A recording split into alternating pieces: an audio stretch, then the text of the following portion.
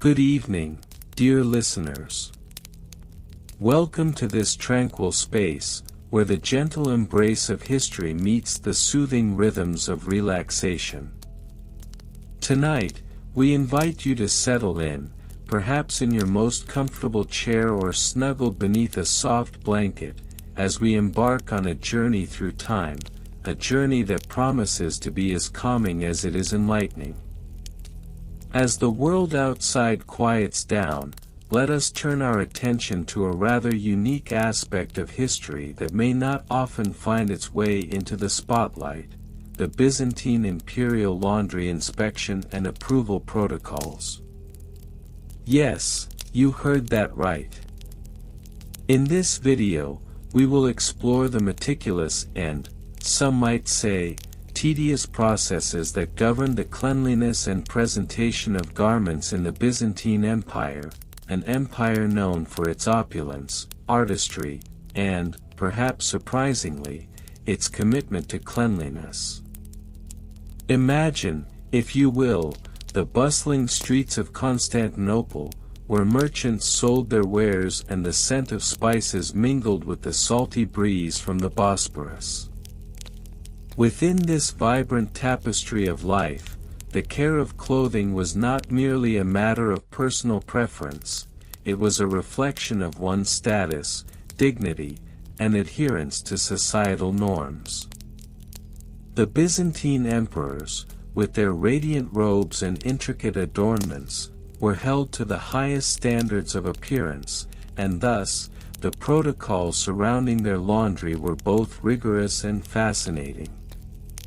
In our exploration tonight, we will first delve into the historical context of these protocols, how they emerged from the cultural and political landscape of the Byzantine Empire. We will then journey through the specific steps involved in the inspection process, from the washing techniques employed by skilled laundresses to the meticulous approval methods used by court officials. You may find it intriguing to learn about the delicate balance between cleanliness and luxury, and how this interplay shaped the lives of both the common people and the elite. Next, we will consider the significance of these laundry protocols beyond mere hygiene. What did they reveal about the values and priorities of Byzantine society? How did they influence the art of fashion and the role of laundry in daily life? As we unravel these questions, allow yourself to drift further into relaxation, letting the complexities of the past wash over you like a gentle tide. Lastly, we will reflect on the legacy of these protocols, exploring how their echoes can still be felt in modern practices and expectations surrounding personal presentation. It is a reminder that even the simplest of tasks can carry profound meaning and significance, connecting us through the ages. So, as we prepare to immerse ourselves in this soothing tale of Byzantine laundry protocols, take a deep, cleansing breath. Feel the tension of the day begin to melt away as you listen to the soft cadence of my voice. Let the historical details invite you into a state of relaxation, where the burdens of everyday life can fade into the background. Now, without further ado, let us transition into the heart of our story, uncovering the intricate world of Byzantine imperial laundry inspection and approval protocols. Close your eyes if you wish, and allow this historical narrative to lull you into a peaceful slumber, guiding you through the gentle waves of time and tradition. The origins of Byzantine imperial laundry inspection and approval protocols can be traced back to the reign of Emperor Justinian I, who ruled from 527 to 565 AD. The administration of the Byzantine Empire, centered in Constantinople, was characterized by an intricate bureaucracy that extended into various aspects of daily life, including the management of textiles and garments within the imperial household. The earliest records indicate an organized system for the inspection of laundry, deemed essential for maintaining the hygiene and appearance of the imperial court. The Palace of Great Palace, constructed during the reign of Constantine the Great in the early 4th century AD, served as the primary residence for the emperors of Byzantium. This architectural marvel, with its lavish mosaics and extensive gardens, included dedicated spaces for the laundering of imperial garments. The Great Palace's laundry, known as the laundromat of the emperors, was strategically located near the imperial quarters to facilitate the swift handling of garments. The proximity underscored the significance that cleanliness held within the imperial ethos. The first documented evidence of a formalized laundry inspection process appears in the Novelli Constitutions, a collection of legal edicts issued by Emperor Justinian. Among these edicts, dated around 535 AD, there exists a stipulation concerning the inspection of garments before they were donned by members of the imperial family. This involved a thorough examination by appointed officials referred to as the inspectors of imperial garments, a title that would become emblematic of the Byzantine approach to textile management. The administrative procedures surrounding laundry inspection were complex and meticulously documented. Each day, an official known as the Grand Launderer was tasked with overseeing the activities of the laundry staff, which included washers, dryers, and inspectors. The Grand Launderer was often a high-ranking eunuch, reflecting the prevailing social norms of the Byzantine court. Reports indicate that the Grand Launderer maintained a daily log of operations, documenting the number of garments laundered, the condition of fabrics, and any notable incidents that occurred during the washing process. Inspection protocols mandated that garments be subjected to rigorous examination before approval for wear. Inspections typically took place in a designated area known as the inspection chamber, located adjacent to the laundry facilities. This chamber was characterized by its high ceilings, adorned with frescoes depicting various scenes of daily life in the empire, and was equipped with a series of tables and mirrors to aid inspectors in their assessments. The inspectors, often selected from the ranks of palace attendants, were trained to identify imperfections, such as stains, tears, or signs of wear. The daily routine for laundry inspection began at dawn, as the first light of day filtered through the windows of the Great Palace. The laundry staff would gather the garments that had been washed the previous day, meticulously arranging them for inspection. Each item was assigned a unique identifier, typically a colored thread sewn into the hem, to ensure accurate tracking throughout the inspection process. This identifier would also be recorded in the Grand Launderer's log. Once the garments were organized, the inspectors would commence their evaluations, which involved a systematic approach to assessing each item. The first step required a visual examination for surface stains or discoloration. Following this, inspectors would employ a technique known as manual scrutiny, wherein they would run their fingers along the fabric to detect any irregularities in texture or quality. This stage of inspection was crucial, as it was believed that even the slightest imperfection could reflect poorly on the emperor's status. In instances where garments were deemed unsatisfactory, the inspectors were required to produce a detailed report, outlining the specific issues encountered. Such reports were then submitted to the Grand Launderer, who would decide the appropriate course of action.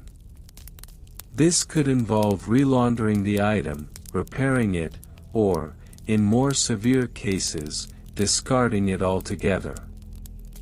The bureaucratic nature of this process ensured that a record was kept, maintaining accountability among the laundering staff. The importance of cleanliness within the imperial household extended beyond mere aesthetics. It was intertwined with the prevailing beliefs regarding health and purity. By the 8th century, the Byzantine Empire had established an extensive set of laws governing the care of textiles, which included provisions for the laundering of garments worn by officials and clergy. As a result, the laundry inspection process became increasingly formalized, culminating in the establishment of the Imperial Laundry Code during the reign of Emperor Leo VI, 886 to 912 AD. This code incorporated previous regulations and expanded upon them, specifying the qualifications required for inspectors and detailing the protocols for handling various fabrics. The architectural layout of the laundry facilities evolved to accommodate the growing complexity of inspection protocols. By the late 10th century, the laundry was divided into distinct sections, each designated for specific types of garments, such as ceremonial robes, military uniforms, and everyday wear. This segregation allowed for a more streamlined inspection process, as each section could be staffed with inspectors specialized in the particular requirements of the garments being evaluated. The establishment of separate areas also facilitated greater efficiency in the washing and drying processes, reducing the likelihood of cross-contamination between different types of fabrics. During the 11th century, the Byzantine Empire faced various external pressures, including military conflicts and economic challenges. Despite these difficulties, the imperial laundry system continued to operate with remarkable consistency. The routine for laundry inspection remained largely unchanged, with inspectors conducting evaluations in the same methodical manner established centuries prior. The prolonged stability of the inspection protocols can be attributed to the entrenched traditions of the imperial court, which valued adherence to established norms. The daily routines performed by the laundry staff adhered to a strict schedule. Garments earmarked for laundering were collected each morning and sorted according to their respective categories. The washing process employed a combination of natural and artificial cleaning agents, with ash, lye, and vinegar being commonly used in various formulations. After washing, garments were hung to dry in a designated area, which was typically exposed to sunlight to facilitate the drying process. Once dried, garments were transported to the inspection chamber, where the inspectors awaited their arrival. The inspection process itself was characterized by a degree of formality, as inspectors donned specific garments to signify their authority. These included distinctive robes and hats, which distinguished them from the rest of the staff. The presence of the inspectors was not merely functional but also served to reinforce the hierarchical structure of the imperial court. The conclusion of the inspection process was marked by the issuance of approval certificates for the garments that passed the evaluation. These certificates were signed by the inspectors and countersigned by the Grand Launderer, serving as official documentation that the garments were deemed fit for imperial use. In cases where items were rejected, the corresponding reports were filed for future reference, contributing to an extensive archive of laundering history within the imperial household. By the 12th century, the Byzantine imperial laundry inspection and approval protocols had reached their zenith, characterized by an unparalleled degree of organization and bureaucratic oversight. The processes were not only essential for maintaining the imperial image but also served as a reflection of the broader societal values that permeated the Byzantine Empire. The careful attention to detail in laundering practices underscored the importance of cleanliness as a virtue, aligning with the prevailing religious and cultural ethos of the time. The advent of the 13th century saw the Byzantine Empire facing significant internal strife and external threats, culminating in the Fourth Crusade and the eventual sack of Constantinople in 1204 AD. The subsequent fragmentation of the empire led to a decline in the centralized administration that had characterized previous centuries. Despite this, remnants of the imperial laundry inspection protocols persisted in various forms, indicating the resilience of these practices even in the face of upheaval. In conclusion, the history of Byzantine imperial laundry inspection and approval protocols offers a detailed account of the meticulous and often tedious processes that underpin the management of textiles within the imperial court. From the early edicts of Justinian I to the formalized codes established in later centuries, these protocols reflect the broader socio-political context of the Byzantine Empire. The architectural developments, administrative procedures, and daily routines associated with laundry inspections serve as a testament to the complexity of imperial governance and the enduring significance of cleanliness within the Byzantine ethos. The construction methods and materials utilized in the facilities dedicated to imperial laundry inspection were meticulously planned and executed to ensure a conducive environment for the rigorous standards of cleanliness. Notably, the architecture of these laundry facilities, known colloquially as laundries of the palace, was characterized by their strategic placement near water sources to facilitate the washing processes. The most notable of these facilities was constructed under the supervision of Emperor Justinian I in 527 AD, employing local limestone and marble, which were abundant in the region, for structural integrity and aesthetic appeal. The walls of the laundries were typically composed of thick limestone blocks measuring approximately 1.5 meters in height and 0.75 meters in width. This thickness not only provided structural support but also served to insulate against the moisture and steam generated during laundry operations. The roofs were constructed with terracotta tiles, each measuring about 25 centimeters by 25 centimeters, arranged in overlapping patterns to ensure effective water runoff. The use of lime mortar as an adhesive for these tiles was prevalent, as it provided durability and resistance to the elements. The interior layout of the laundries was equally important. The facilities were divided into several sections, including washing areas, drying spaces, and inspection zones.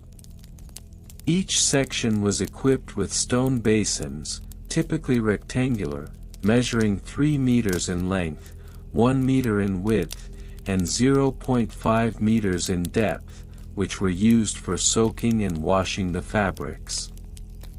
The drying areas were constructed with open-air designs to facilitate airflow, equipped with wooden racks measuring 2 meters in length and 1 meter in height, allowing for efficient drying of the laundered textiles. Maintenance procedures for these facilities were rigorous and methodical. Regular inspections were mandated at least bi-weekly, conducted by the appointed overseers known as the laundry custodians. These custodians were responsible for checking the structural integrity of the building, ensuring that the basins were free from debris, and that the drying racks were functional. The maintenance of the laundry facilities was recorded meticulously in maintenance logs, with specific dates noted, such as the annual deep cleaning conducted on the Ides of March, which involved scrubbing the basins with a mixture of vinegar and water to eliminate any mineral buildup. The financial records associated with the laundry operations were comprehensive and elaborately detailed. Expenditures were categorized under various headings, including labor costs, materials for maintenance, and the procurement of cleaning agents.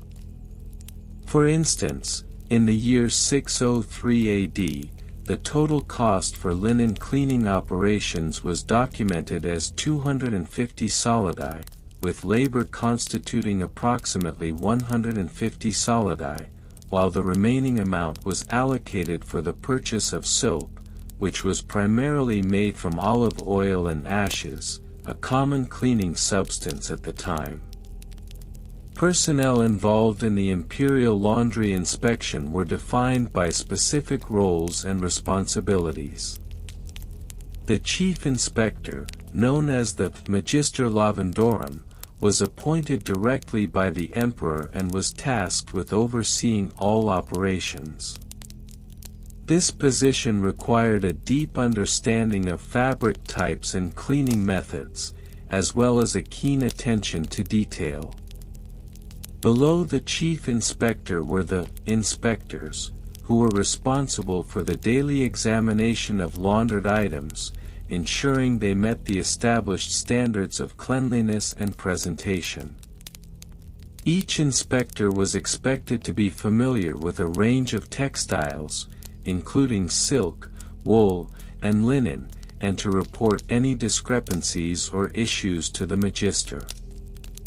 Additionally, the workforce included launderers, known as lavatories, who carried out the physical labor of washing and drying. These individuals were typically recruited from lower social strata and were compensated at a rate of 3 denarii per day. A typical workday for a lavator lasted from dawn until dusk, with breaks allocated for meals. The role of lavator required not only physical endurance but also adherence to strict protocols concerning the handling of fabrics, such as the separation of colored and white linens, to prevent discoloration. Technical specifications for the operations within the laundries were documented in various imperial edicts, which outlined acceptable practices and standards. For example, the edict issued by Emperor Maurice in 582 AD specified that all linens designated for the imperial household must be washed at a temperature not exceeding 60 degrees Celsius to maintain fabric integrity. Furthermore, a ratio of 1 part soap to 10 parts water was mandated for the washing process, ensuring a balance between cleanliness and preservation of the textiles. In addition to these specifications, the protocols dictated the use of specific tools and equipment. Wooden paddles, measuring 1.5 meters in length, were employed for agitating fabrics in the washing basins, while handwoven brushes made from goat hair were designated for delicate fabrics. The drying process was also specified in the technical documents, with guidelines stating that linens should be hung in a shaded area to prevent sun bleaching, as evidenced by records from 606 AD indicating that linens exposed to direct sunlight for extended periods exhibited significant degradation. The meticulous nature of the Byzantine imperial laundry inspection process reflects a broader cultural ethos that valued cleanliness and order.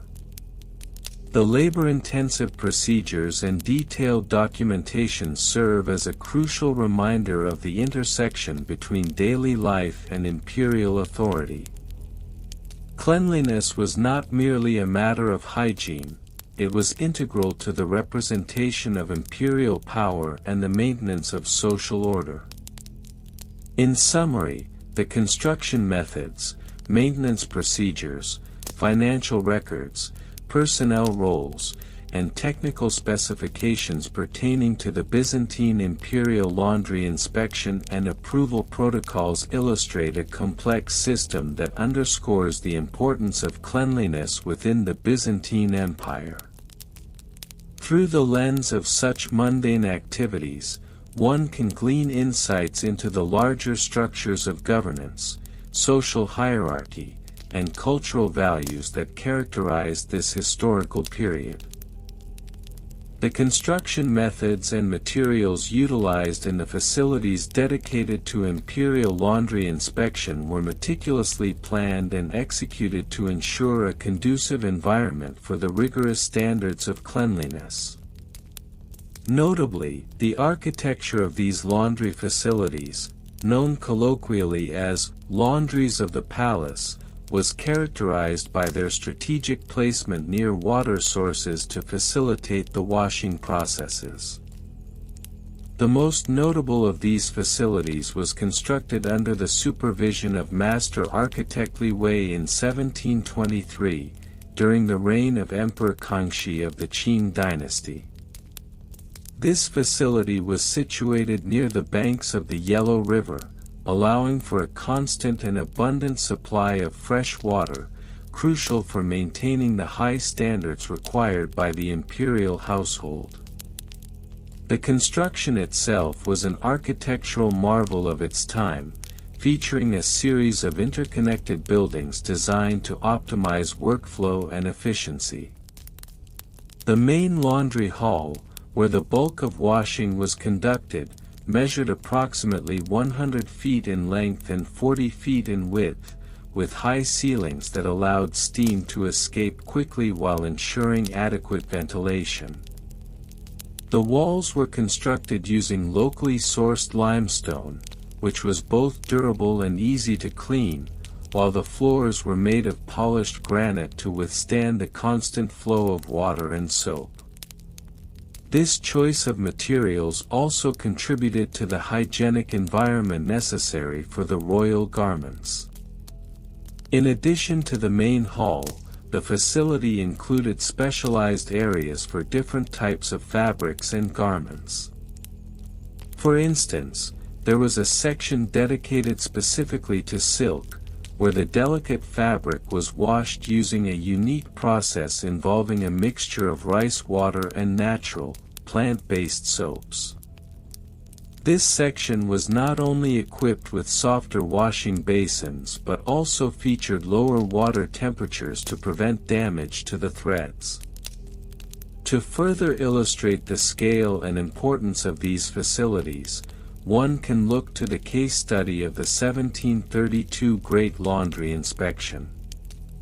Under the watchful eye of the imperial inspectors, 300 workers were deployed in a single day to wash and maintain the royal garments, which included ceremonial robes embroidered with gold thread and intricate patterns.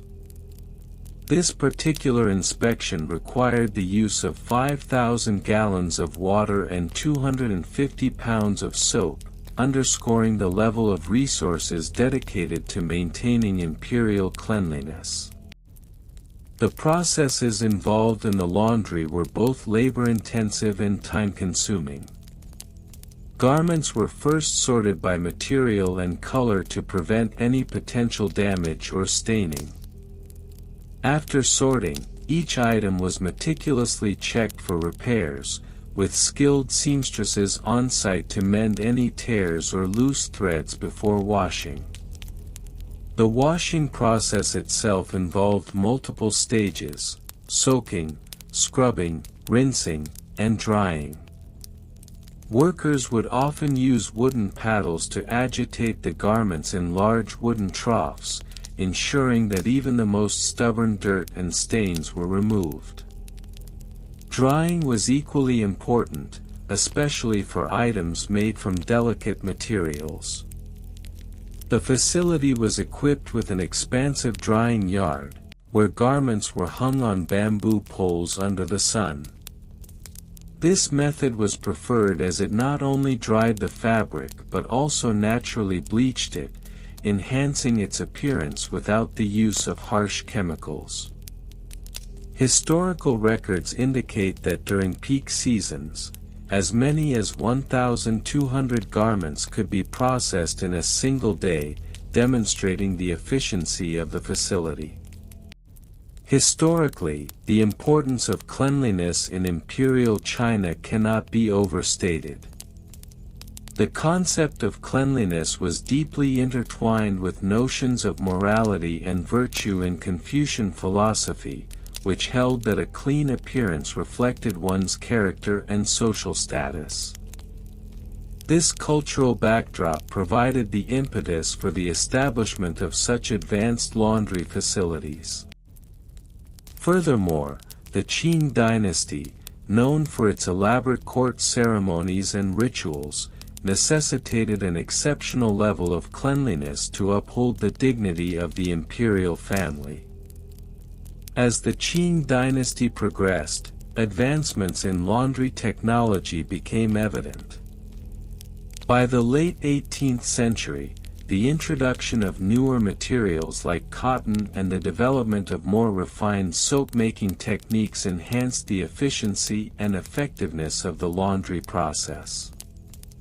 Additionally, the use of steam power began to make its way into the laundry facilities, allowing for faster drying times and reducing the reliance on manual labor. In conclusion, the construction and operation of the imperial laundry facilities were not merely functional but reflected the values, technological advancements, and cultural significance of cleanliness in the Qing dynasty. From the strategic placement near water sources to the architectural innovations and labor practices, these laundries symbolize the empire's commitment to maintaining the highest standards of hygiene and decorum in service of the imperial household. The legacy of these facilities continues to inform modern practices in textile care and cleanliness, serving as a testament to the ingenuity and dedication of those who built and maintained them. The construction methods and materials employed in the establishment of Byzantine imperial laundry facilities were dictated by both the practical needs of the time and the prevailing architectural styles of the Byzantine Empire. The initial construction of such facilities can be traced back to approximately the 6th century CE, coinciding with the reign of Emperor Justinian I, who sought to elevate the standards of cleanliness and hygiene within the imperial court. The structures were primarily built from local limestone, which was quarried in the vicinity of Constantinople. Limestone was favored for its durability and availability, and often combined with mortar made from slaked lime, a common binding material of the time. The walls of these facilities were typically 2 to 3 feet thick, ensuring an effective thermal mass to regulate temperature during the laundering process. The roofs were constructed using terracotta tiles, which were designed to facilitate rainwater runoff, thereby preventing the accumulation of moisture that could lead to structural degradation. In terms of layout, the facilities were often designed with multiple sections, including separate areas for washing, rinsing, and drying. Each section was delineated by stone archways, which were supported by columns made of the same local limestone. The floors were typically paved with smooth flagstones, which facilitated easy cleaning and drainage. The wash basins themselves were generally constructed from large, hewn stone blocks, carved to create depressions that served as collection points for water and soap suds. Maintenance procedures within these facilities were meticulously outlined and adhered to by the personnel assigned to their upkeep.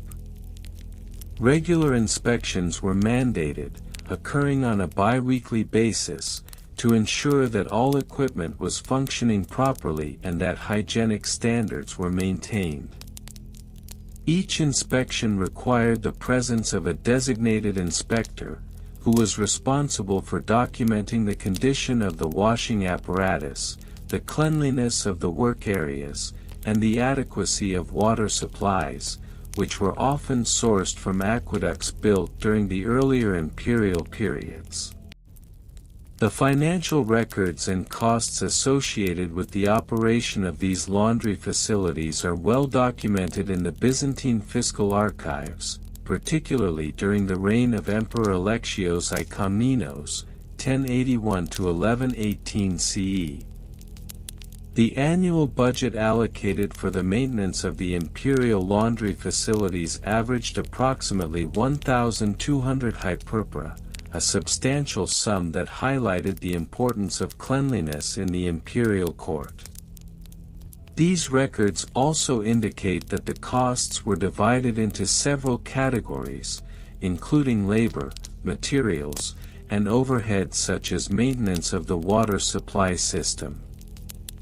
Labor costs accounted for approximately 60% of the total budget, reflecting the necessity for specialized skills in the laundering process.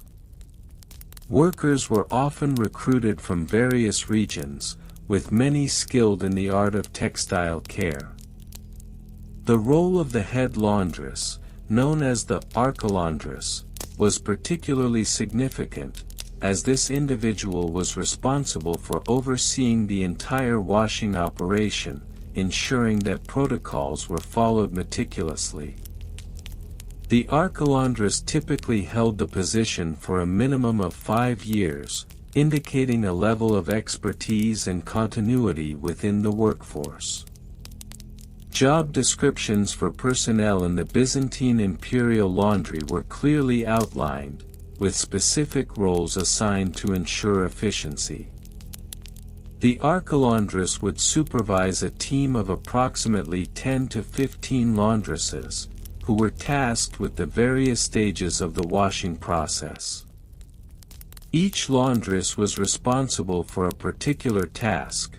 Some were designated to scrub and wash the textiles, while others handled rinsing and drying. Additionally, a smaller team of assistants would manage the logistics of transporting textiles to and from the facility, ensuring that garments were returned to the palace promptly. Technical specifications for the laundry facilities included detailed descriptions of the equipment used in the laundering process. The washing basins were designed to accommodate a volume of approximately 1.5 cubic meters, allowing for the simultaneous cleaning of multiple garments. Water used in the washing process was typically heated via a series of underground clay pipes that connected to a central heating source, often a large furnace fueled by wood or charcoal. The temperature of the water was maintained at an optimal range of 40 to 60 degrees Celsius, a standard that facilitated the effective removal of stains without damaging the fabrics. In addition to the washing basins, the facilities were equipped with a variety of tools designed for different cleaning tasks. Wooden paddles, approximately 1.5 meters in length, were commonly used to agitate the fabrics in the washing basin, enhancing the effectiveness of the soap employed. The soap itself was typically made from a combination of animal fats and ash, a recipe that had been refined over generations. The drying area consisted of large, open-air spaces where textiles could be spread out on wooden racks, allowing for natural air circulation and sunlight to assist in the drying process. The role of the Byzantine imperial laundry extended beyond mere cleanliness. It was also intricately tied to the cultural and social fabric of the empire. The maintenance of high standards of hygiene was seen as a reflection of the emperor's commitment to his subjects and the sanctity of the imperial household. Thus, significant resources were allocated not only to the construction and maintenance of the facilities but also to the training and management of personnel. As the Byzantine Empire progressed into the 12th century, the protocols governing laundry inspection and approval underwent several refinements. The introduction of more rigorous standards for textile care reflected the increasing sophistication of Byzantine society.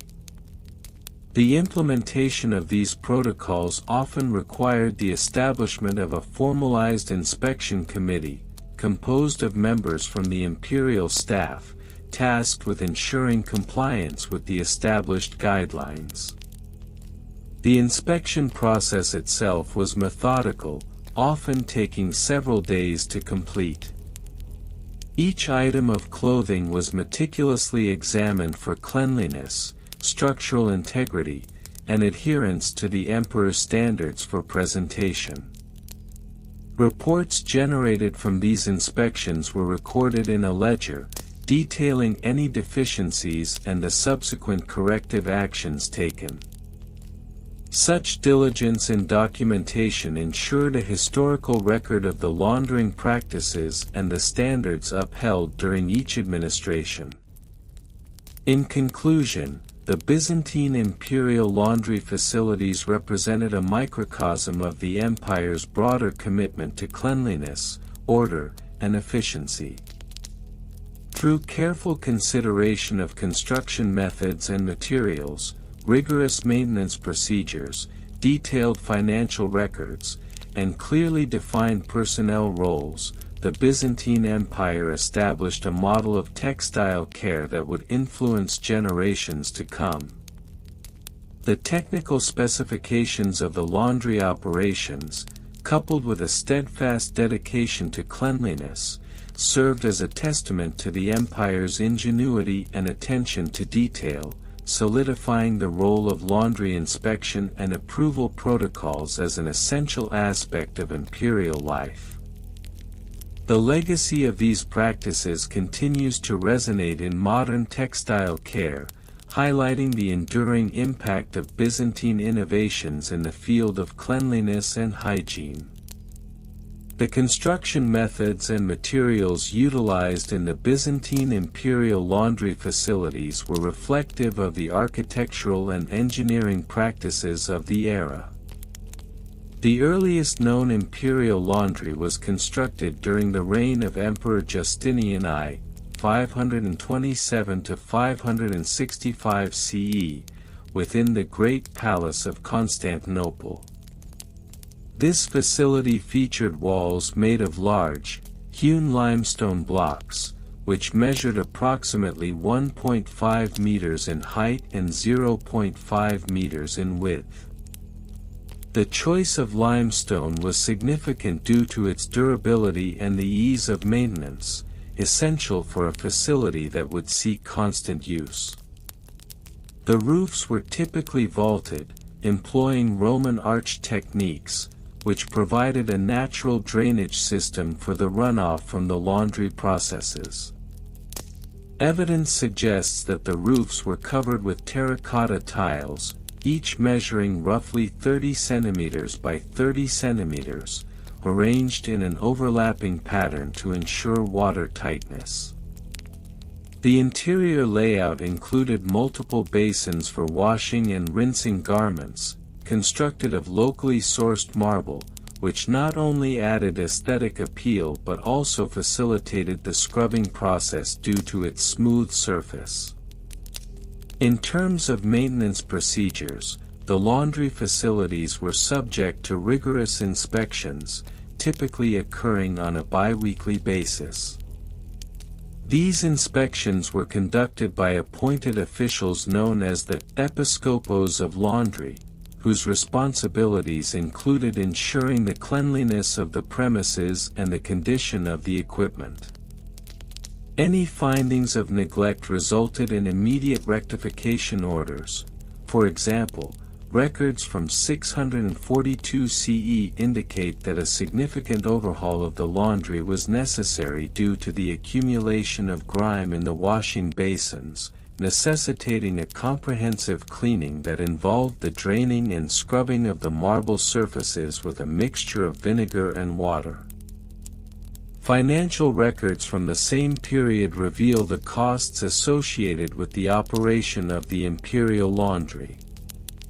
A detailed ledger from the year 660 CE enumerates expenditures such as the procurement of cleaning supplies, which included large quantities of olive oil, soap, and various herbal infusions for scenting, totaling approximately 150 solidi. The cost of labor was also meticulously recorded. The wages for laundry workers, who were primarily composed of slaves, averaged about 3 solidi per week, with additional bonuses for those who demonstrated exceptional diligence. For instance, in 678 CE, an additional payment of 5 solidi was awarded to a particularly industrious worker who was noted for increasing the overall efficiency of the laundering process. The personnel employed in the imperial laundry were categorized into specific roles, each with distinct job descriptions. The chief overseer, known as the arch-laundromat, was responsible for the overall management of the facility and reported directly to the imperial court. This position required extensive knowledge of textile care and hygiene protocols, as well as an understanding of the various materials used in imperial garments, which often included silk, wool, and linen.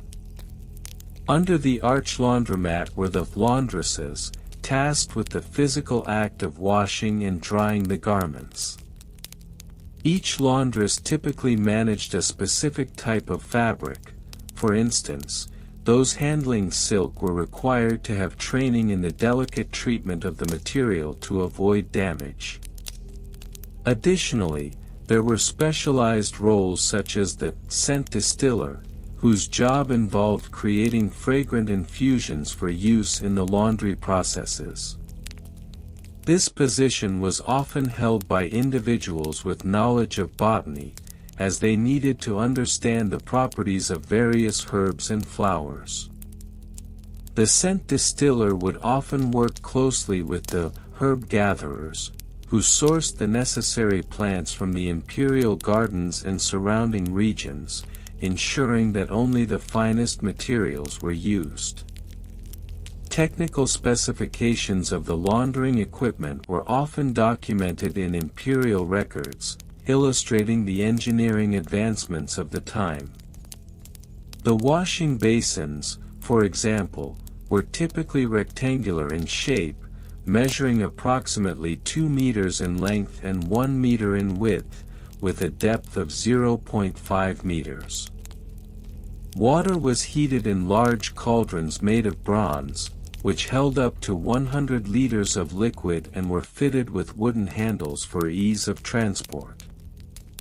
The introduction of a rudimentary drainage system, which utilized clay pipes to channel wastewater, was a noteworthy innovation of the period, first recorded in the 8th century CE. In terms of drying, the Byzantine laundry utilized large wooden frames, known as clathri, which were constructed from timber measuring 5 cm x 5 cm to create a latticework structure. These frames were designed to accommodate multiple garments and were typically placed in sunlit areas to expedite the drying process. The dimensions of each clathris were standardized at 1.5 meters by 2 meters to maximize space efficiency. It is worth noting that historical records from the 9th century indicate that the introduction of linen drying sheets, which were used to protect garments from direct sunlight and dust, was a significant improvement in the drying protocol. The Byzantine approach to laundry inspection was meticulous, involving a series of steps that ensured the cleanliness and quality of garments before they were returned to the imperial wardrobe. This process began with an initial visual inspection conducted by the arch-laundromat, who would assess each item for stains, odors, and overall cleanliness. If a garment was deemed unsatisfactory, it would be returned to the laundresses for further treatment. Once a garment passed the initial inspection, it was subjected to a formal approval process. This involved detailed documentation in the imperial laundry log, where each item was recorded, along with the date of washing, the type of fabric, and any specific notes regarding the laundering method employed. This log served not only as a record for quality control but also as a reference for future laundering decisions. The financial implications of the laundry inspection process were considerable, as the cost of rectifying unsatisfactory garments could reach upwards of 20 solidi for severe cases that required reprocessing. In 720 CE, a notable incident involved the emperor's ceremonial robe, which was returned multiple times due to a persistent odor. The total expenditure related to its cleaning reached 50 solidi, highlighting the potential for financial inefficiency within the system. In conclusion, the Byzantine imperial laundry inspection and approval protocols exemplified a sophisticated approach to textile care during the medieval period. The construction methods, maintenance procedures, financial records, personnel assignments, and technical specifications reflect an intricate system that prioritized cleanliness and hygiene. The meticulous nature of these practices laid the groundwork for modern laundry standards, illustrating how even the most mundane aspects of imperial life can have lasting implications on contemporary society. The legacy of these protocols endures, serving as a testament to the Byzantine Empire's dedication to cleanliness and the care of textiles. The Byzantine Empire, known for its intricate bureaucratic structures and meticulous attention to detail, extended its organizational prowess into the realm of textile care through the establishment of stringent laundry inspection and approval protocols. These protocols not only ensured the cleanliness and quality of imperial linens but also reflected the empire's broader commitment to public health and hygiene. An examination of the construction methods and materials employed in laundering facilities, maintenance procedures, financial records, personnel roles, and technical specifications reveals the systematic and thorough nature of this often overlooked aspect of Byzantine life. Construction methods and materials. The construction of laundry facilities, or lusoi, was a matter of considerable importance within the Byzantine administrative framework. These structures were typically constructed using locally sourced materials, which varied based on regional availability and climatic conditions. In urban centers such as Constantinople, laundry facilities were often built using fired clay bricks, which measured approximately 30 cm x 15 cm x 10 cm. The bricks were made from a mixture of clay and water, shaped into molds, and then subjected to high-temperature kilns to achieve durability. The roofs of these establishments were frequently constructed using wooden beams, often sourced from the abundant pine forests in the vicinity of the city. These beams were typically 10 centimeters in diameter, providing adequate support for the roof while allowing for ventilation. In areas prone to moisture, such as the coastal regions of the empire, thatch or tiles made from terracotta were used to cover the roofs, providing an additional layer of protection against the elements. The layout of the laundry facilities was designed with efficiency in mind. Large basins, or lukoi, were hewn from stone, measuring approximately 2 meters in length and 1 meter in width, and were utilized for soaking and washing textiles. These basins were strategically positioned to take advantage of natural light and ventilation, which were essential for drying the linens post-wash. Drainage systems were also an integral part of the construction, employing sloped floors that directed wastewater to an underground conduit, ensuring that the facilities remained hygienic. Maintenance procedures. The maintenance of laundry facilities was governed by a strict set of protocols aimed at preserving the structural integrity and cleanliness of the buildings.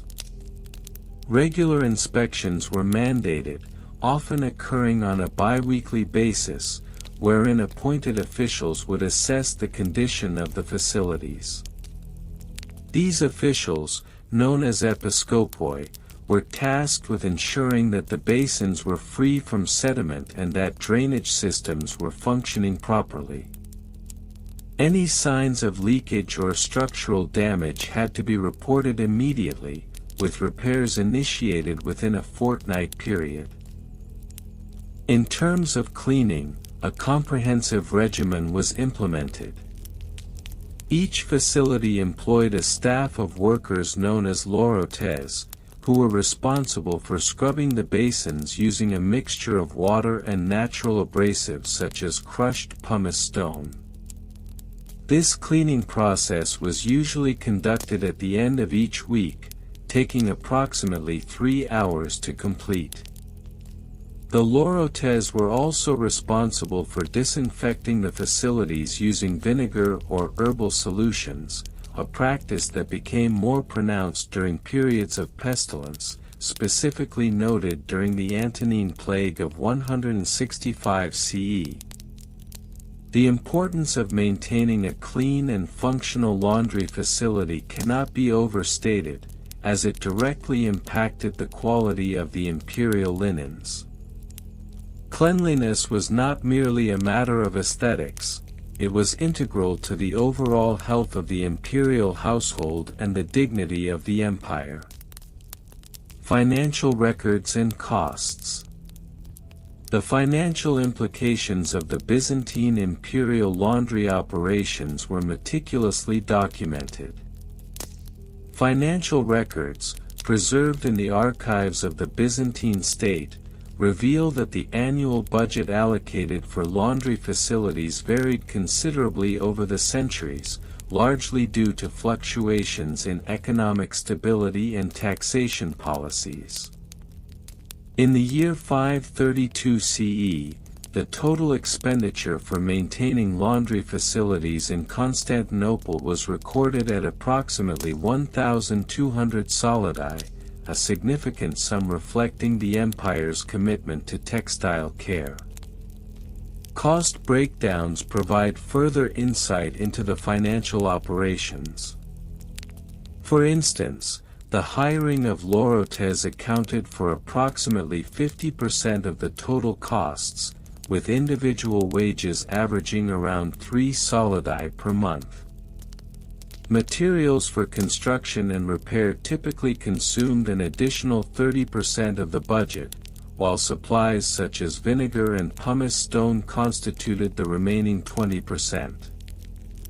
Notably, in the financial records of 685 CE, an unexpected increase in expenses was documented due to a shortage of labor, resulting in a temporary increase in wages to attract workers, thus raising the monthly wage to 4 solidi. Moreover, the Byzantine state implemented a detailed system of accounting to track expenditures and revenues, with records often maintained in scrolls made of papyrus, measuring roughly 25 centimeters in width and 30 centimeters in length. These scrolls were categorized by type of expense, date, and facility, ensuring a high level of transparency and accountability within the empire's administrative functions. Personnel and job descriptions. The personnel involved in the laundering process were an essential component of the Byzantine imperial laundry inspection and approval protocols. The hierarchy of roles included several distinct positions, each with specific responsibilities. At the top of this hierarchy was the laundry overseer or archelaus, who was appointed by the imperial court and responsible for the overall management of the facilities. The archelaus ensured that laundry protocols were adhered to and reported directly to the praefectus urbi, the urban prefect. Beneath the archelaus, the lorotes, or laundry workers, played a crucial role in the day-to-day operations. Each lorotes was assigned specific tasks, such as soaking, washing, rinsing, and drying linens. A typical workday for a lorotes began at dawn and lasted for approximately 8 hours, with breaks for meals. The lorotes were also responsible for the preparation of cleaning solutions, often incorporating herbs and other natural ingredients to enhance the cleaning process. In addition to the lorotes, specialized workers known as swords were employed to handle stained or soiled linens.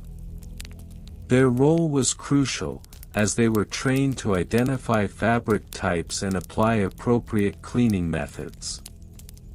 The swords worked closely with the lorotes, providing guidance on the best techniques for preserving the integrity of the textiles while ensuring thorough cleaning. The roles of the personnel were not only essential for operational efficiency but also reflected the social stratification within Byzantine society. The employment within laundry facilities was often viewed as a lower status occupation. However, skilled workers could achieve a certain level of respect due to their specialized knowledge and expertise. Technical specifications. The technical specifications of the Byzantine imperial laundry equipment were meticulously documented in various administrative texts. The basins, or lukoi, were constructed to specific dimensions, typically measuring 2 meters in length, 1 meter in width, and 80 centimeters in depth. These dimensions allowed for efficient soaking and washing of multiple linens simultaneously. The washing process itself involved the use of a wooden washboard, or narthex, which was approximately 1.5 meters long and 50 centimeters wide. This device was designed with grooves to facilitate the scrubbing of textiles. Linen was often soaked in water heated to approximately 40 to 50 degrees Celsius, depending on the fabric's durability. The use of heated water was particularly emphasized in textual records from the 10th century, highlighting its effectiveness in removing stubborn stains. Drying processes were equally regimented. After washing, linens were often spread across large frames known as suspensoria, which measured around 3 meters in length. These frames were constructed from lightweight timber and designed to allow air circulation, aiding in the drying process. The drying period typically spanned 4 to 6 hours, contingent upon weather conditions. In addition to these processes, the inspection of laundered textiles was a critical final step before approval. This involved a thorough examination of each item for any remaining stains or imperfections, often conducted by a designated inspector known as the syndicos, who would utilize a set of standardized criteria to determine the cleanliness and quality of the textiles. Items that met the stringent requirements were marked with a stamp, signifying their readiness for use within the imperial household. In conclusion, the Byzantine imperial laundry inspection and approval protocols illustrate a complex interplay of construction, maintenance, financial management, personnel, and technical specifications. These seemingly mundane details reflect a broader commitment to cleanliness and care within the Byzantine Empire, highlighting the significance of textile care as an integral aspect of imperial life. The legacy of these protocols persists through the historical records, serving as a testament to the meticulous nature of Byzantine society and its enduring influence on contemporary practices. ### The tedious history of Byzantine imperial laundry inspection and approval protocols. ### Part 6, Regional Variations and Comparisons. The Byzantine Empire, renowned for its complex administrative structure and multifaceted cultural tapestry, exhibited a plethora of regional variations in its laundry inspection protocols. These differences were often influenced by local customs, climatic conditions, and the availability of resources. For instance, the regions of Thrace and Anatolia presented distinct practices due to their geographic and economic characteristics. In Thrace, the proximity to the Aegean Sea facilitated the use of saltwater in the washing process, a method believed to enhance the cleansing efficacy of laundered items. Furthermore, the Thracian laundresses, known colloquially as the salt women, developed a unique technique of combining salt with crushed lavender flowers to imbue garments with a refreshing scent.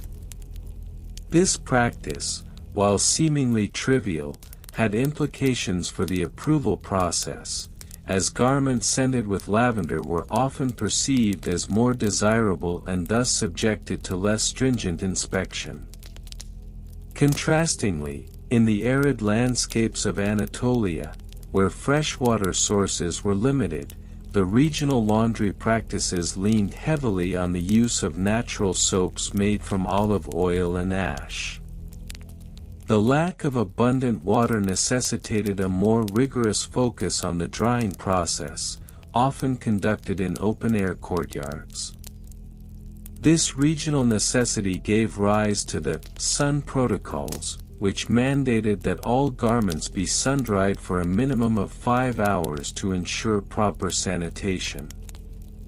Inspectors in Anatolia were thus trained to recognize the telltale signs of insufficient drying, which could lead to the growth of mold, a significant concern in the Byzantine health regulations.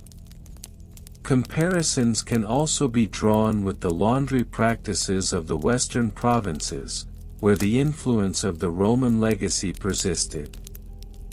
In the Western Balkans, for example, the tradition of communal washing sites, or lavandaria, was prevalent, where villagers would gather to wash their garments together. This social aspect of laundry led to a more relaxed approach to inspection, as garments were often cleaned in the presence of multiple witnesses, thereby reducing the likelihood of substandard items passing through the inspection process. The communal aspect also introduced a form of peer oversight, where the social shame of presenting unclean garments served as an informal regulatory measure. ##### Part 7, Evolution over different time periods. The evolution of laundry inspection protocols throughout the Byzantine Empire can be traced through several key historical epochs, each marked by distinct social and political changes that affected bureaucratic regulations. During the early Byzantine period, 4th to 6th centuries, the inspection protocols were relatively informal and often guided by local customs. Inspectors, typically drawn from the ranks of the local populace, relied on communal knowledge and informal networks to assess the cleanliness of garments. The early imperial laundry was characterized by a lack of standardized regulations, leading to a patchwork of practices across the empire. However, the rise of centralized imperial authority in the 7th century ushered in a new era of formalization.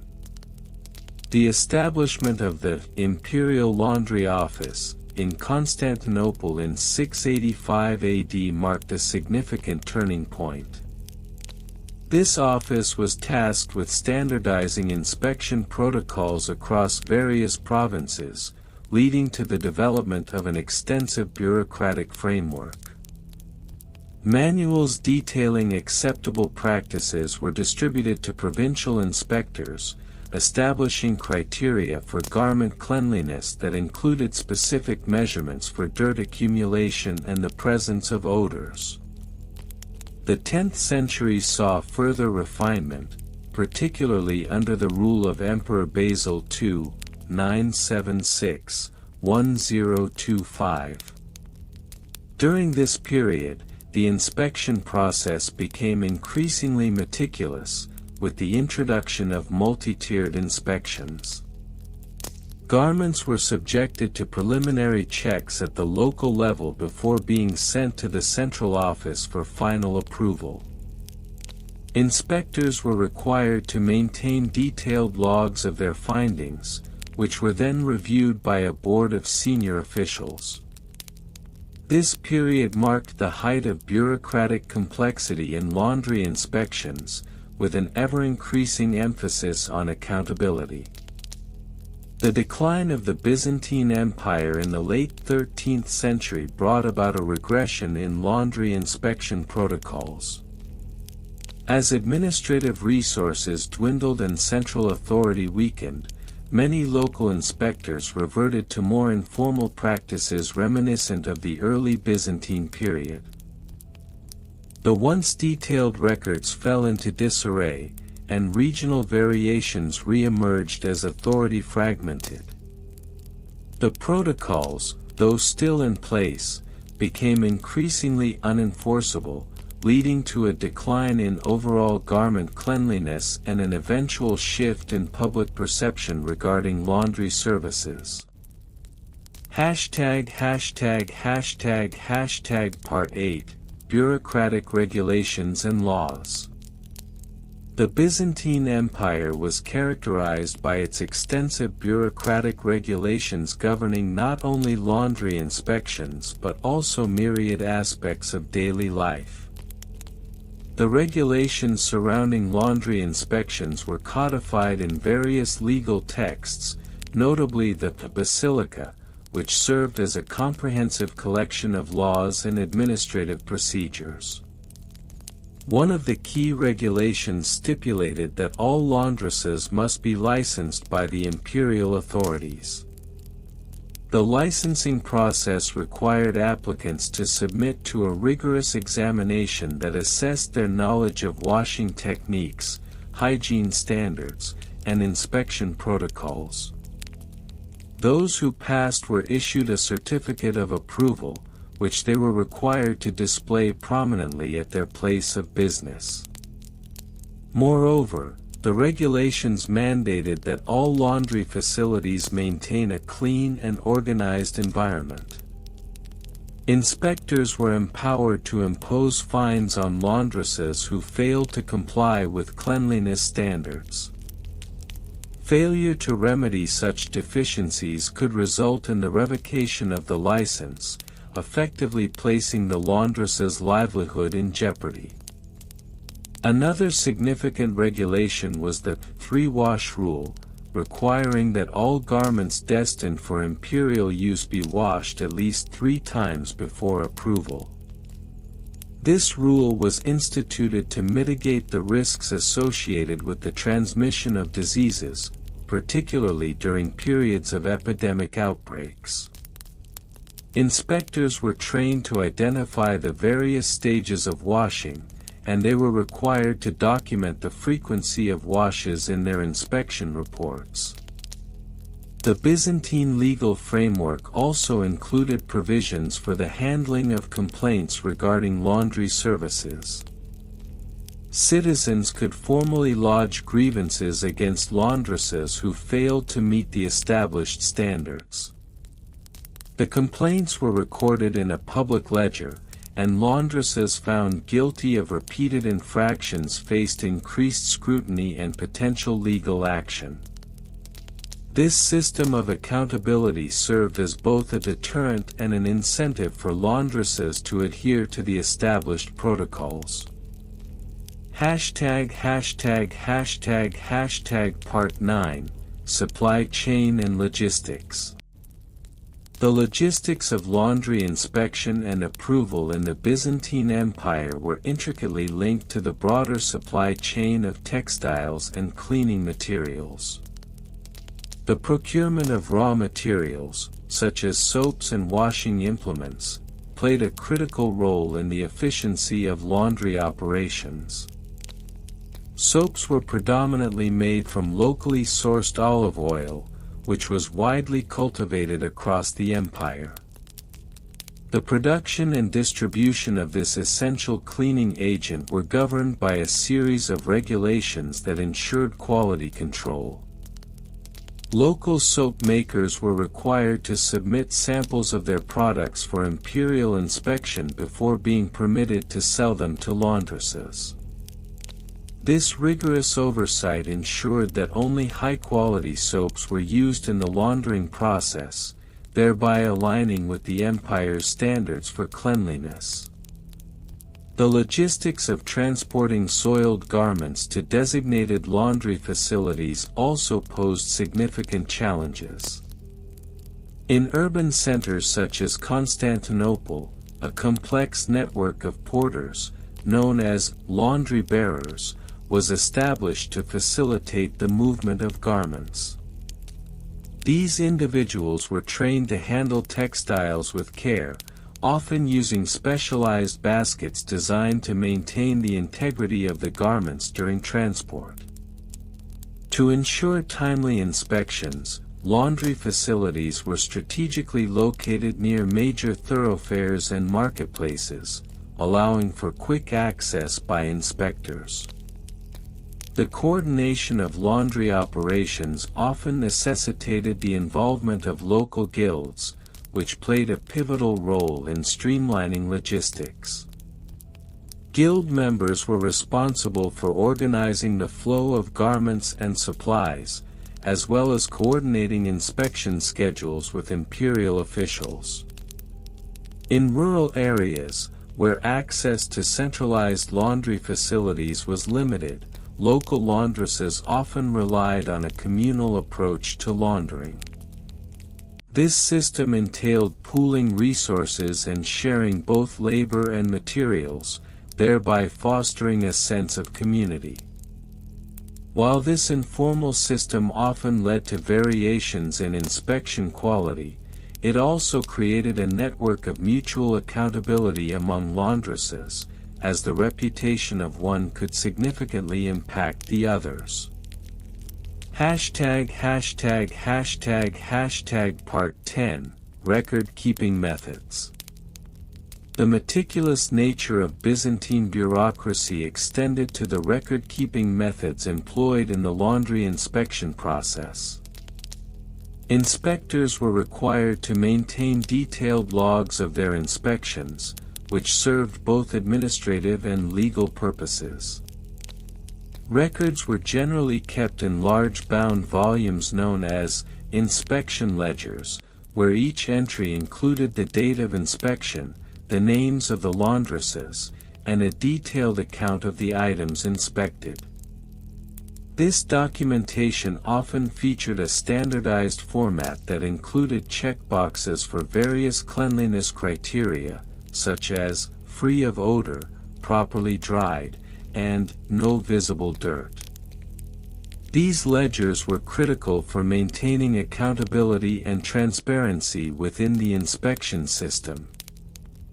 In addition to the inspection ledgers, inspectors often maintained supplementary records that included correspondence with laundresses, complaints lodged by citizens, and notes on regional variations in practices. This comprehensive approach to record-keeping facilitated a deeper understanding of the laundry landscape across the empire. The preservation of these records was of paramount importance, and various methods were employed to ensure their longevity. Ledgers were typically crafted from durable parchment or vellum, which was more resistant to wear and tear than paper. In some cases, inspection records were inscribed using indelible inks made from natural dyes, further enhancing their durability. Furthermore, in times of significant bureaucratic reform, it was common for imperial edicts to mandate the archiving of past records for future reference. This archival practice ensured that the lessons learned from previous inspections could inform future regulations and protocols, thereby fostering a culture of continuous improvement. The Byzantine Empire's approach to laundry inspection and approval protocols serves as a compelling case study of the interplay between bureaucracy, public health, and social customs. From regional variations to the evolution of practices over time, the extensive regulations encompassed a myriad of mundane yet critical aspects of daily life. The meticulous record-keeping methods and the logistical challenges faced by inspectors and laundresses alike highlight the complexity of managing even the most trivial elements of imperial governance. Ultimately, the history of Byzantine imperial laundry inspection protocols stands as a testament to the empire's enduring commitment to cleanliness, order, and public welfare. The tedious history of Byzantine imperial laundry inspection and approval protocols, Part 7-11. Part 7, Regional Variations and Comparisons. The Byzantine Empire, with its vast expanse stretching from the Adriatic to the Black Sea and encompassing a diverse array of cultures and customs, exhibited significant regional variations in its laundry inspection and approval protocols. These differences were not merely superficial, they often reflected the local economic, social, and climatic conditions that influenced how laundry was conducted and regulated. In the provinces of Thrace and Macedonia, where a more agrarian lifestyle prevailed, the laundry practices were deeply intertwined with the seasonal rhythms of agriculture. Here, laundry was often done in communal settings near rivers or streams, where women would gather to wash and gossip, creating a vibrant social atmosphere. The inspection protocols in these areas emphasized the cleanliness of the water source, as the purity of the water was deemed essential for the effective cleansing of garments. Inspectors would often be required to sample the water, checking for impurities such as silt and algae, as well as the presence of livestock nearby, which could compromise the hygiene of the wash. Conversely, in the urban centers of Constantinople and Antioch, the protocols reflected a markedly different approach. The presence of a more complex societal structure led to stringent regulations concerning the laundering of imperial garments and those belonging to the upper classes. Here, the focus shifted from the communal aspects to a more bureaucratic and hierarchical inspection process. Inspectors were often required to possess a formal education in textile science, as the understanding of fabric types and their respective washing techniques became increasingly important. The use of specific detergents derived from local herbs, such as soapwort, Saponaria officinalis, was meticulously documented, and inspectors would often carry portable kits to test the efficacy of different cleaning agents on various fabrics.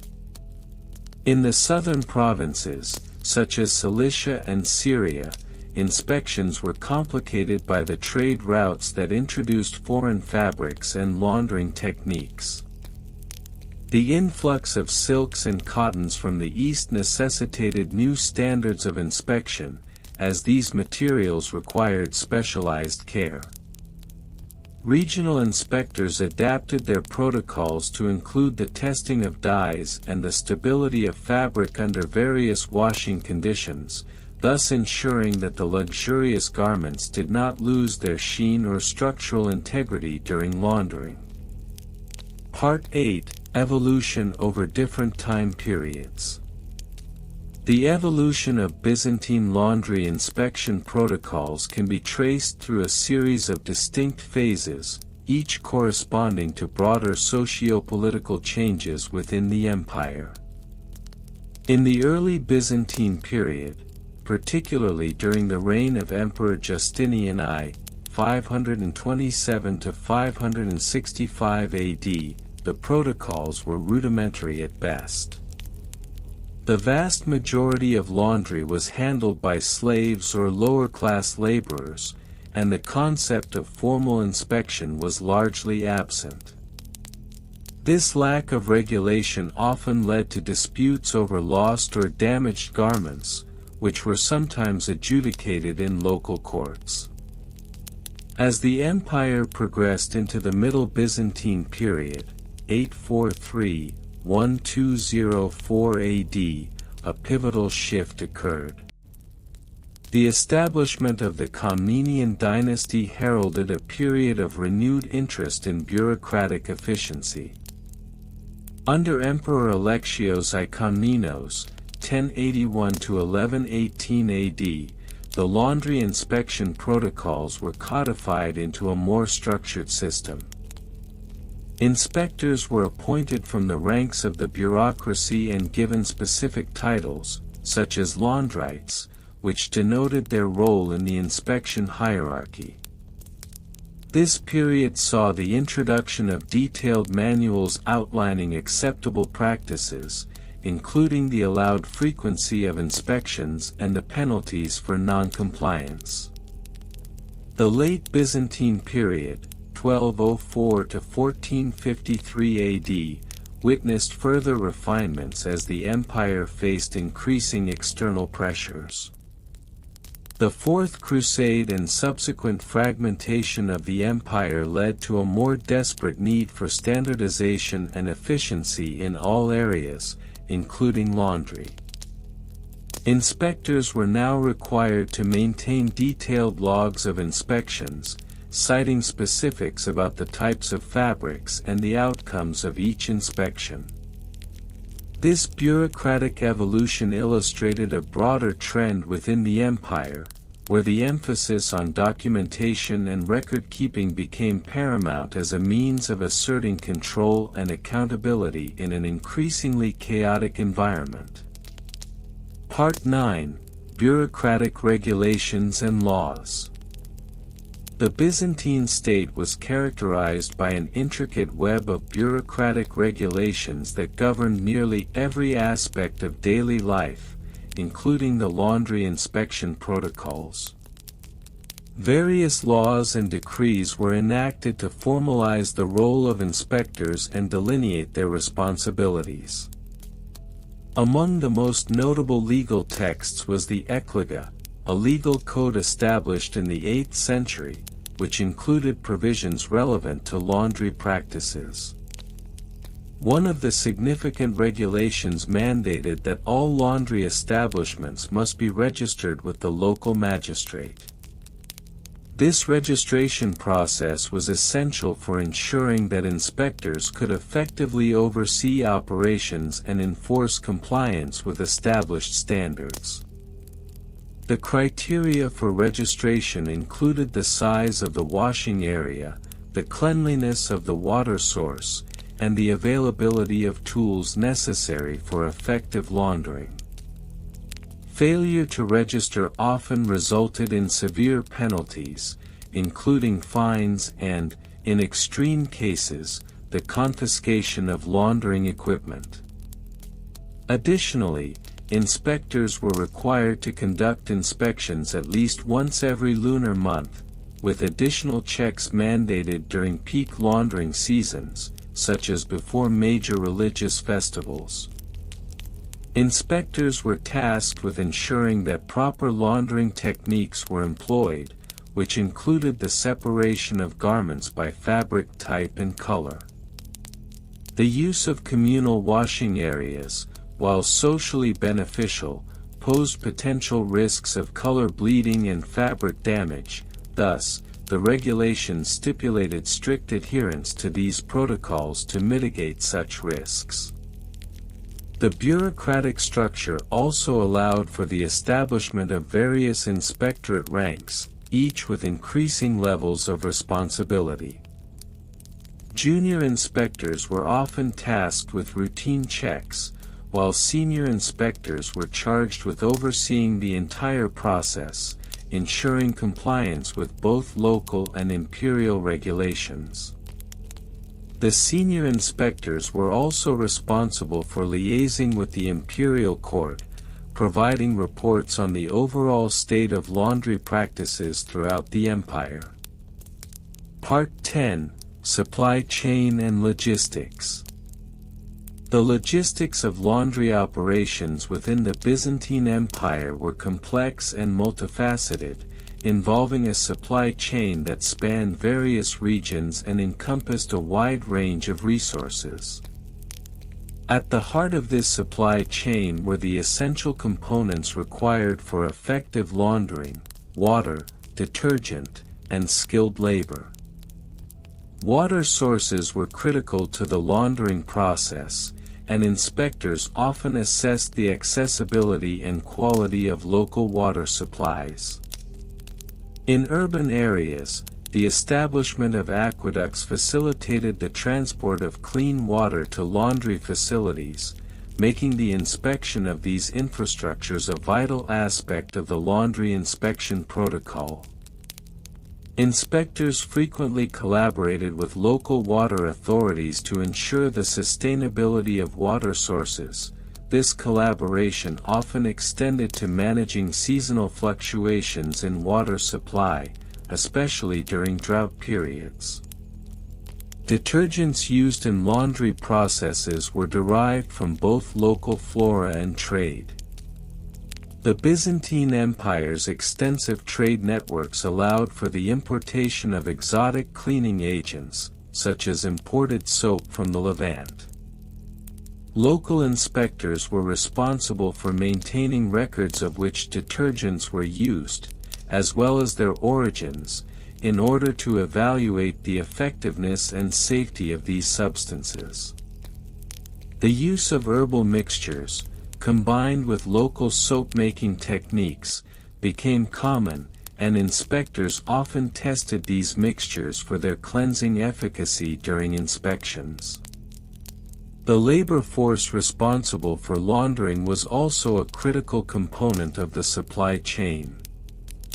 With a significant portion of laundry services performed by enslaved individuals or lower-class laborers, the training and skill level of these workers became a focal point of inspections. Inspectors would evaluate the proficiency of laundresses in their techniques, checking for adherence to established protocols and the overall quality of the finished garments. As the empire's social dynamics evolved, so too did the labor force. The rise of guilds in urban areas led to an increased emphasis on skills and standards, which inspectors were required to monitor closely. Part 11: Record-keeping methods. Record-keeping within the Byzantine bureaucracy was an essential function that ensured accountability and transparency in various operations, including laundry inspections.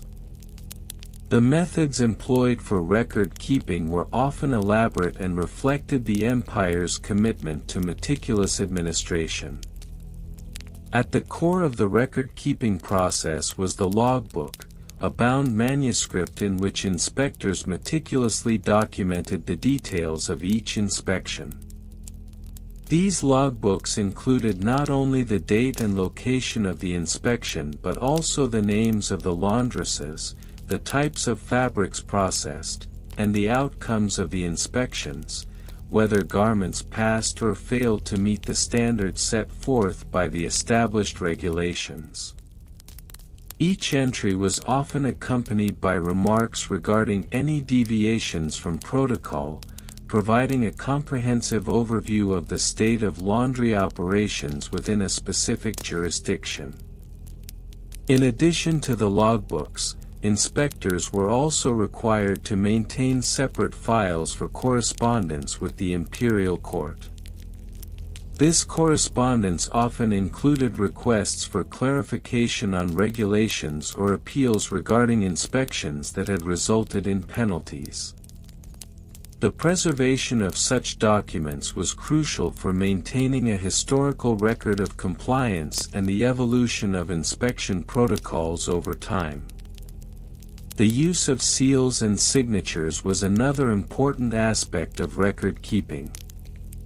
Inspectors were required to authenticate their records with a personal seal, which served as a mark of their authority and legitimacy. This practice not only lent credibility to the records but also facilitated the tracking of documents through the bureaucratic hierarchy, ensuring that accountability extended up to the highest levels of the imperial administration. Furthermore, with the advent of papyrus and later parchment, the empire witnessed advancements in record-keeping methods that further enhanced efficiency.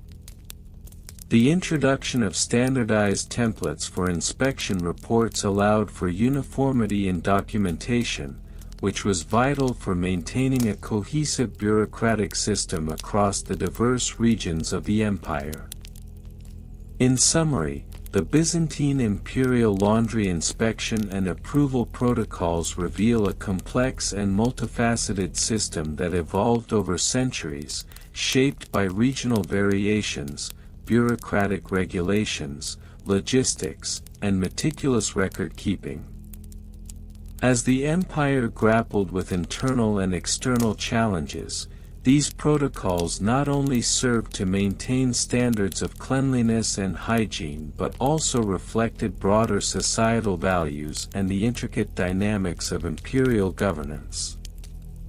The intricate tapestry of Byzantine imperial laundry inspection and approval protocols is not merely a reflection of the empire's obsession with cleanliness and order.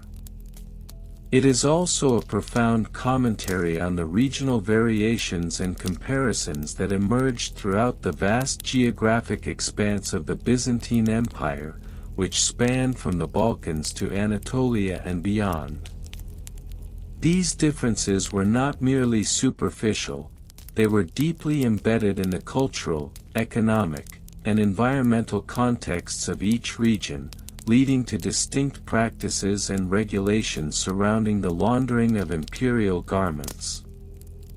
Regional variations and comparisons. In the western territories of the empire, particularly in regions such as Thrace and Macedonia, the laundry protocols were heavily influenced by the climatic conditions. The colder, wetter climate necessitated specific drying techniques that were markedly different from those employed in the Aegean Islands. Here, laundry inspectors were known to favor the use of wooden frames adorned with coarse linen to facilitate the air drying of garments. This method, while practical, also required meticulous oversight to ensure that no garments were left exposed to the elements for too long, as the risk of mildew was ever present. Conversely, in the coastal regions of Asia Minor, where the Mediterranean sun shone brightly, laundry practices leaned toward sun-drying. Washers would spread newly laundered items across sandy beaches, allowing the dual forces of sun and sea breeze to expedite the drying process. The inspectors in these regions were tasked with ensuring that garments were not only clean but also free from the abrasive effects of salt, which could degrade the fabric over time. The inspectors employed a rudimentary yet effective technique of tactile examination, where they would run their fingers along the fabric to detect any residual salt crystals that may have escaped the washing process. The urban centers of Constantinople, however, presented an entirely different scenario.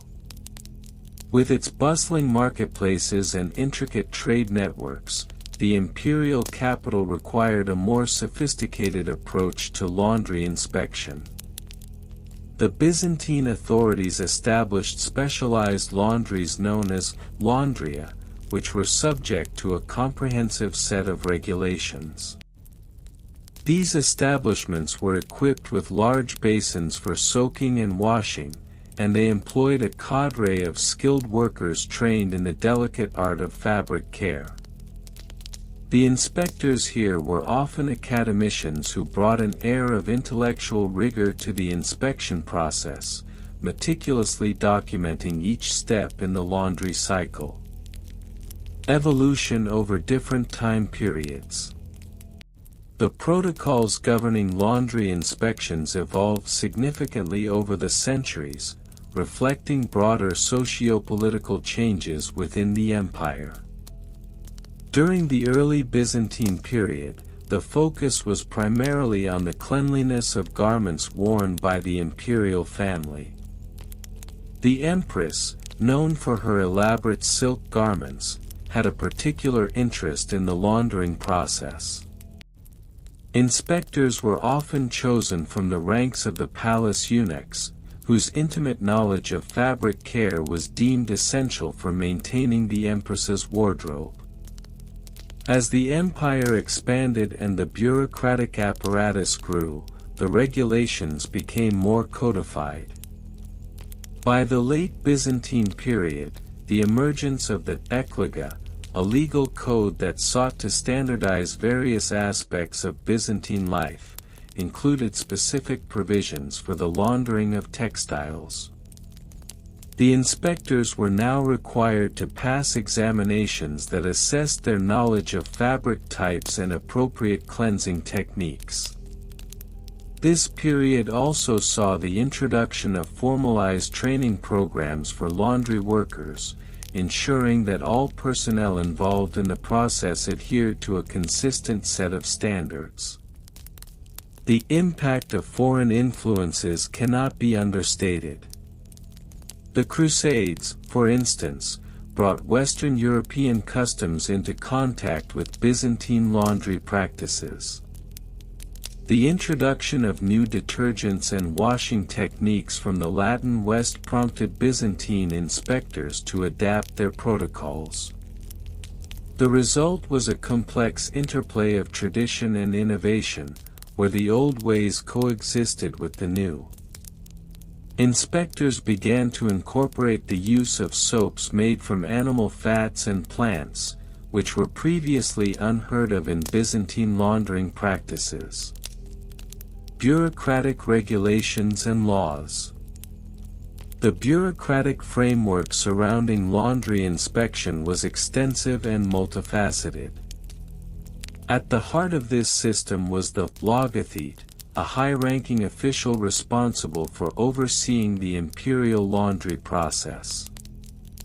This individual wielded significant power and was charged with not only ensuring cleanliness but also maintaining the integrity of the imperial wardrobe.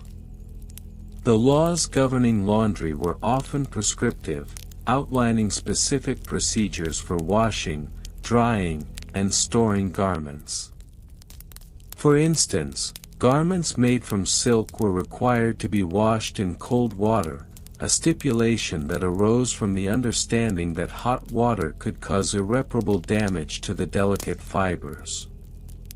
Similarly, inspectors were mandated to check for signs of discoloration, which could indicate improper washing or the use of harsh chemicals. Inspections themselves were formalized events, often conducted in the presence of witnesses. The inspector would meticulously examine each garment, scrutinizing it for stains, odors, and overall condition. A record of each inspection was kept, noting the date, the inspector's name, and any anomalies discovered. This meticulous record-keeping was crucial, as it allowed the empire to trace the origins of any fabric-related mishaps back to the specific laundry establishment responsible. Supply chain and logistics. The logistics involved in Byzantine laundry inspection were as complex as the protocols themselves.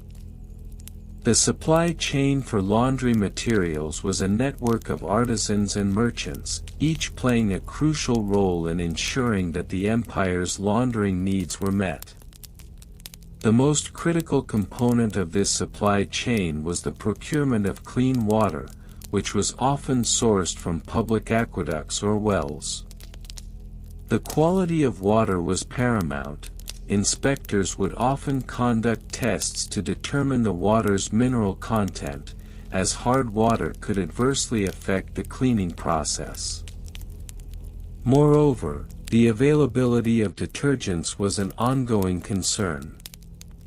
While traditional methods relied on natural substances like ash and plant extracts, the influx of trade goods from distant lands introduced a plethora of new cleaning agents. The imperial government established strict guidelines regarding the types of detergents that could be used. Certain compounds were banned outright due to their harshness, while others were encouraged for their effectiveness in removing specific stains. Transporting garments to and from laundries presented additional challenges. Many garments were delivered in woven baskets, often made from materials such as rushes or reeds. The condition of these baskets was subject to inspection, as frayed or damaged baskets could compromise the garment's integrity during transit. The use of sealable cloth bags became a common practice to protect delicate fabrics from dirt and wear. Record-keeping methods. The record-keeping methods employed within the Byzantine laundry inspection protocol reveal a remarkable attention to detail. Inspectors were often equipped with wax tablets and styluses, allowing them to jot down notes in real time during inspections. These tablets, once filled, would be stored in a central repository overseen by the logothete. This repository became a veritable archive of laundry history, filled with accounts of inspections, decisions made, and recommendations for future practices. In addition to wax tablets, the Byzantine Empire also utilized parchment for more formal records. Important findings and regulations were transcribed onto parchment scrolls, which were then distributed to laundries across the empire. These scrolls served as both instructional guides and legal documents, ensuring that all laundry establishments adhered to the same standards. The meticulous nature of record-keeping extended beyond mere inspections. The inspectors were often required to maintain inventories of laundered garments, noting the number and type of items processed each day. This practice facilitated efficient planning and resource allocation within the laundry system.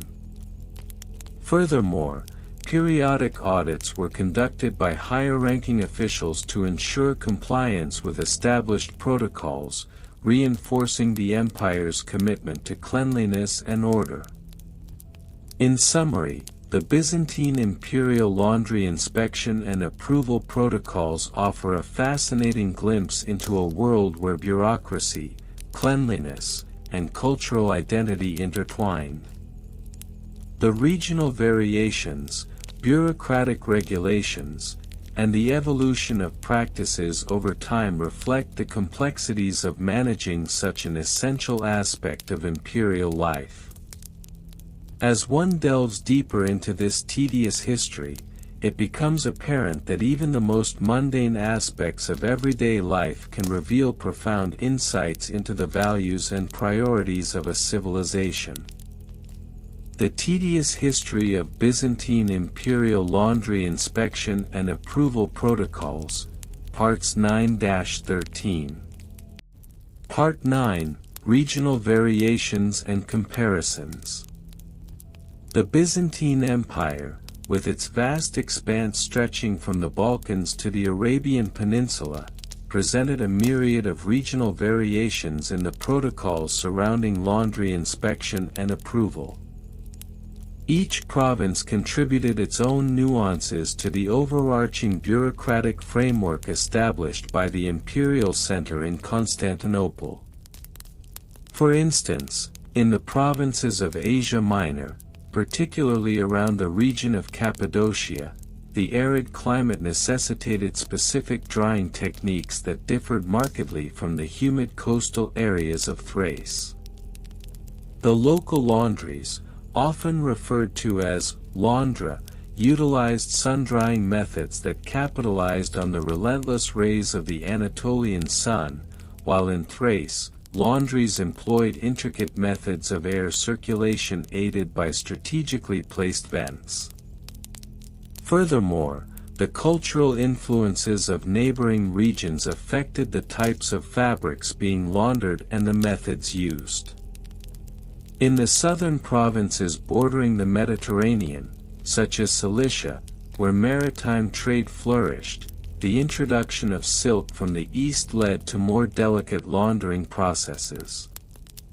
Silk required gentle handling, demanding that inspectors be rigorously trained in differentiating between standard linen and silk, as mishandling could lead to irreparable damage. Thus, inspection protocols in these regions included specialized training programs for inspectors, who had to master not only the art of tactile evaluation but also the historical and cultural significance of various fabrics. Comparatively, in the western provinces such as Dacia, which had a relatively colder climate, laundries were required to adapt their processes. The colder temperatures necessitated the introduction of boiling techniques to ensure the thorough cleansing of garments. The implications of these regional adaptations extended into the broader bureaucratic framework, leading to the establishment of local guilds of launderers that lobbied for specific regulations suited to their environmental conditions. These guilds often clashed with the imperial authorities in Constantinople, resulting in an ongoing negotiation concerning the standards of inspection and approval that varied from one region to another. Part 10, Evolution over different time periods. The evolution of Byzantine imperial laundry inspection and approval protocols can be traced through several significant periods, each marked by shifting political, economic, and cultural landscapes.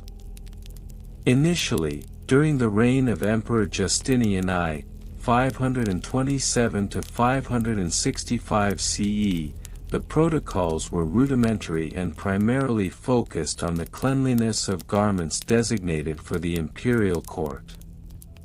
Inspectors were primarily concerned with the absence of visible stains and the overall presentation of the garments. However, as the empire expanded and the bureaucracy grew increasingly complex, the protocols evolved to include a more systematic approach to inspection.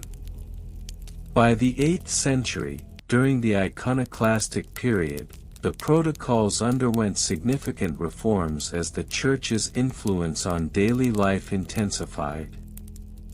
The emphasis on cleanliness extended beyond mere aesthetics to encompass spiritual purity. Inspectors began to adopt a theological lens in their evaluations, incorporating prayers and rituals into the washing process, viewing cleanliness as a reflection of divine favor.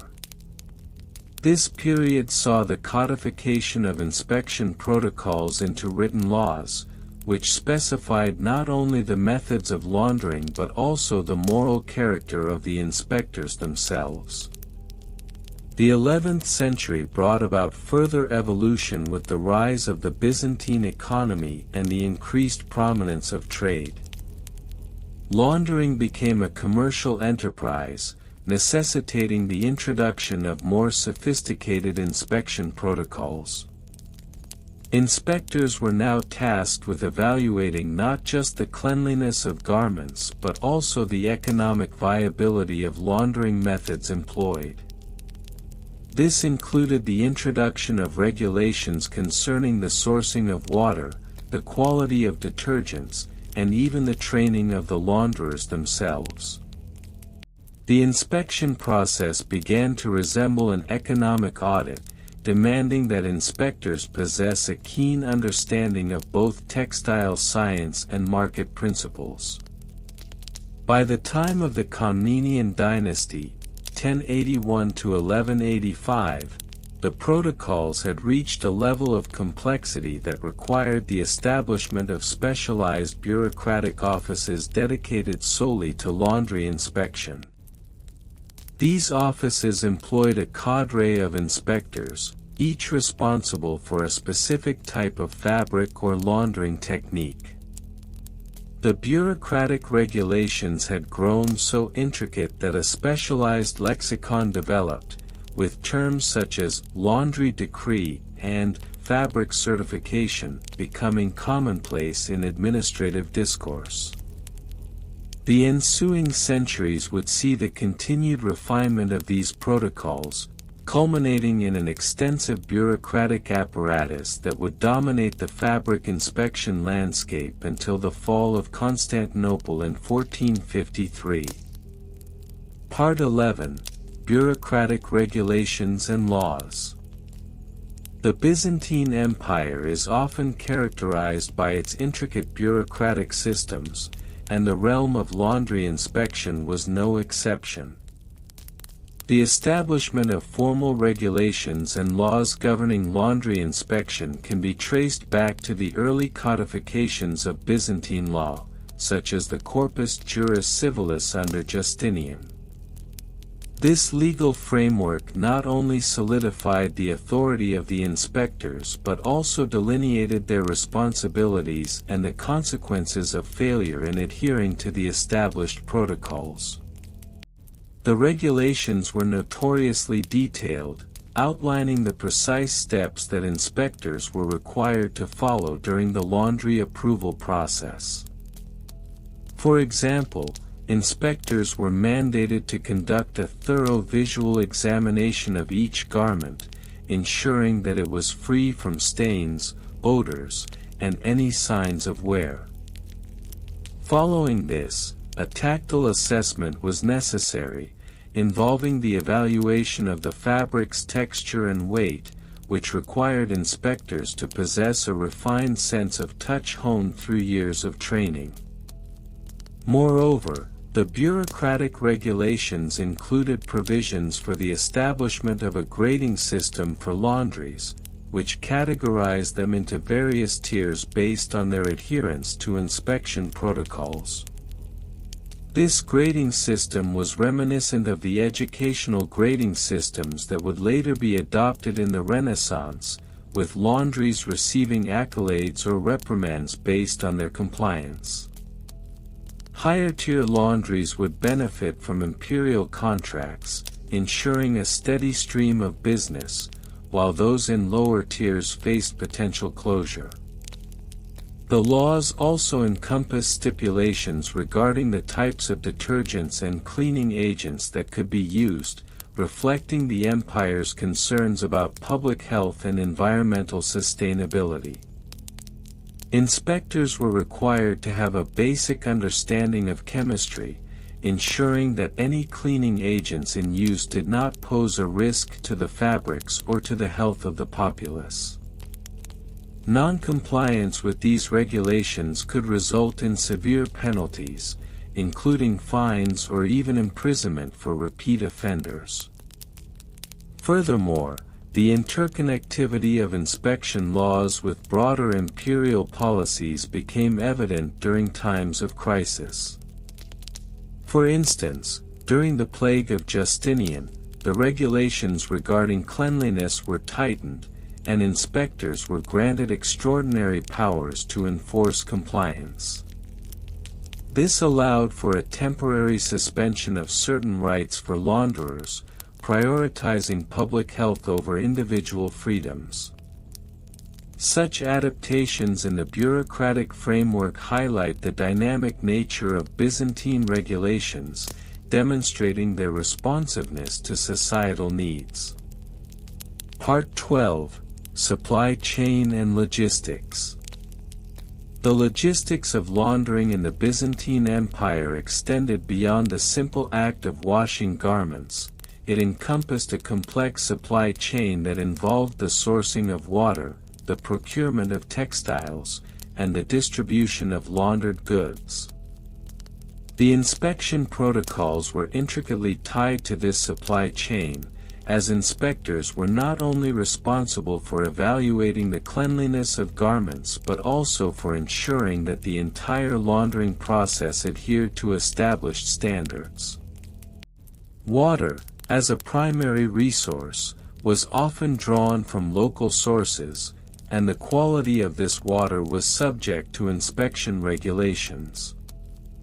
The Byzantine authorities established guidelines dictating the acceptable sources of water for laundering, often favoring freshwater springs over stagnant bodies of water. The sourcing and transportation of water became a logistical challenge, particularly in urban areas where access to clean water could be limited. Inspectors were charged with verifying that laundries had access to adequate supplies of clean water, as the quality of the water directly impacted the effectiveness of the laundering process. The procurement of textiles, too, was a significant aspect of the laundering supply chain. Laundries often relied on local markets for their fabric supplies, and inspectors were required to assess the quality of these textiles before they were subjected to the laundering process. Regulations mandated that only textiles of a certain grade could be laundered for imperial use, leading to a hierarchy of suppliers who could guarantee compliance with these standards. The role of the inspector thus extended to evaluating the reputations of these suppliers, ensuring that the textiles were sourced ethically and sustainably. Moreover, the logistics of distribution presented additional challenges. Once garments were laundered and approved, they needed to be transported to various imperial offices, palaces, and military encampments. The Byzantine postal system, known as the cursus publicus, facilitated these logistics, ensuring that laundered goods reached their destinations in a timely manner. Inspectors often collaborated with postal officials, coordinating the timing of deliveries to align with inspection schedules. This interdependence between inspection and logistics underscored the complexity of the laundering supply chain, illustrating the multifaceted nature of Byzantine bureaucracy. Part 13: Record-Keeping Methods. The Byzantine Empire's commitment to meticulous record-keeping practices extended to the realm of laundry inspection and approval protocols. Documentation was deemed essential for maintaining the integrity of the inspection process, as it provided a historical account of compliance and facilitated the resolution of disputes. The record-keeping methods employed by inspectors reflected the broader administrative practices of the empire, characterized by a reliance on both written and oral traditions. Inspectors were required to maintain detailed logs of each inspection, which included information such as the date, location, type of fabric, and the specific findings of the inspection. These records were often inscribed on wax tablets or parchment, employing a standardized format that included designated fields for notes on compliance, recommendations for improvement, and any notable incidents during the inspection process. The meticulous nature of these logs ensured that a comprehensive history of each laundry was preserved, allowing for longitudinal studies of laundering practices across the empire. In addition to individual inspection logs, a centralized repository of records was maintained in each province, where inspectors submitted their findings for aggregation. This repository became an invaluable resource for imperial authorities, who utilized the data to identify trends in laundering practices, monitor compliance rates, and assess the overall effectiveness of inspection protocols. The analysis of these records informed policy decisions, leading to adjustments in regulations based on empirical evidence. The oral tradition also played a vital role in record-keeping, as inspectors were expected to share their experiences and insights in communal gatherings. These meetings fostered a culture of knowledge sharing among inspectors, allowing for the dissemination of best practices and lessons learned from challenging inspections. The combination of written records and oral histories created a robust framework for maintaining the integrity of laundry inspection protocols, reinforcing the importance of accountability within the bureaucratic structure. In conclusion, the Byzantine imperial laundry inspection and approval protocols were characterized by a multifaceted and evolving bureaucratic framework that encompassed regional variations, historical developments, detailed regulations, complex logistics, and rigorous record-keeping practices. This intricate tapestry of procedures highlights the empire's commitment to cleanliness and order, reflecting broader societal values that transcended the mundane act of laundering. The study of these protocols not only sheds light on the operational aspects of Byzantine life but also serves as a testament to the empire's enduring legacy in the annals of history. The tedious history of Byzantine imperial laundry inspection and approval protocols has traversed a labyrinthine path through the annals of history, and in our present discourse, we shall delve into the regional variations and comparisons, the evolutionary trajectory across different time periods, the intricate bureaucratic regulations and laws governing the process, the complexities inherent in the supply chain and logistics, and the meticulous record-keeping methods employed by the Byzantine officials tasked with overseeing this most vital of imperial functions. Regional variations and comparisons. The Byzantine Empire, with its extensive geographical expanse, exhibited a plethora of regional variations in its approach to laundry inspection and approval protocols. From the sun-soaked shores of Asia Minor to the frigid climates of the northern Balkans, local customs and practices invariably influenced the overarching imperial edicts.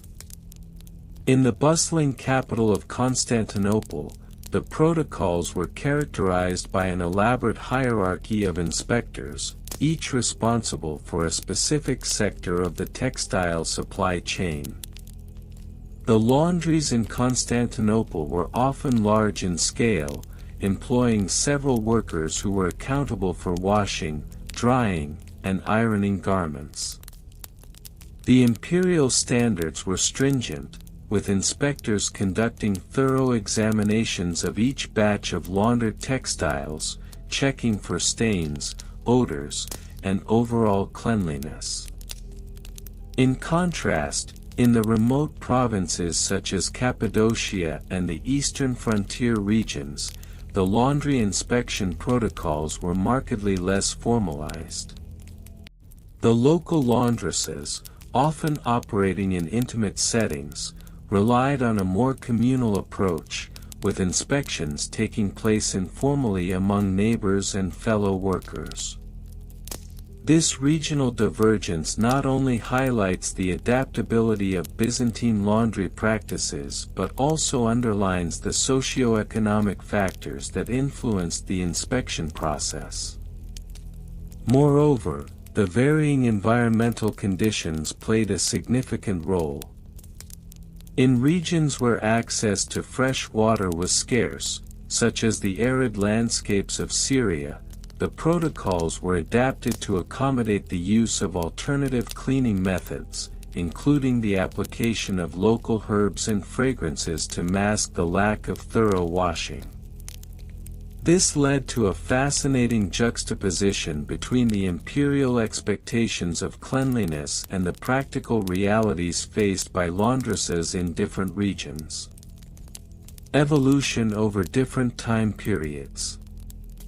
The history of Byzantine laundry inspection protocols is not static, rather, it is a dynamic tapestry that evolved significantly over the centuries.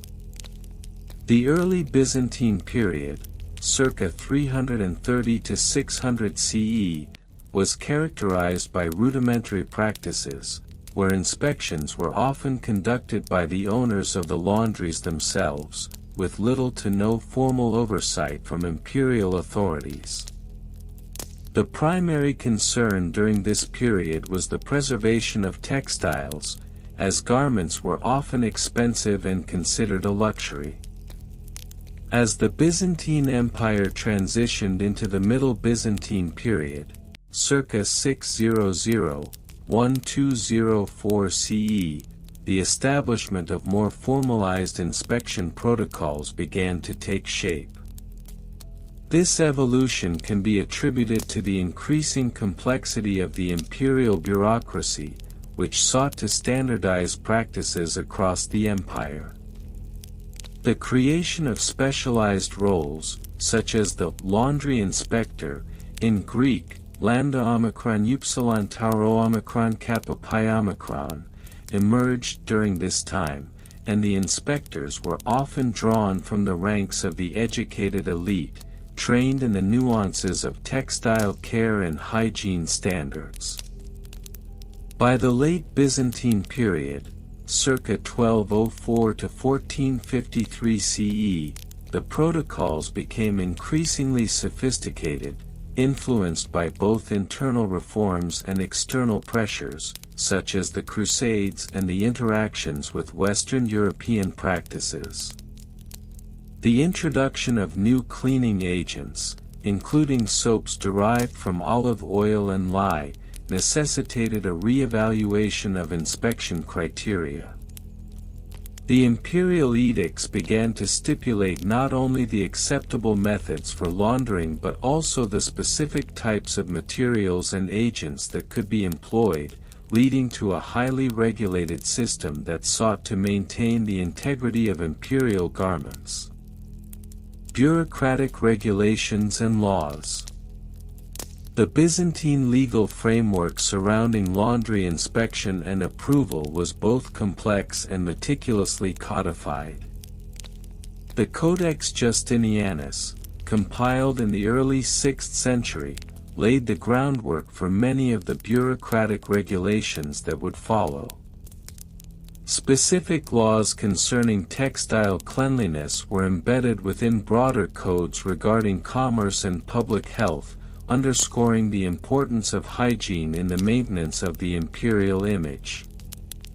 One particularly notable regulation was the edict issued by Emperor Leo VI in the late 9th century, which mandated that all laundries operating within the city limits of Constantinople must obtain a license from the municipal government.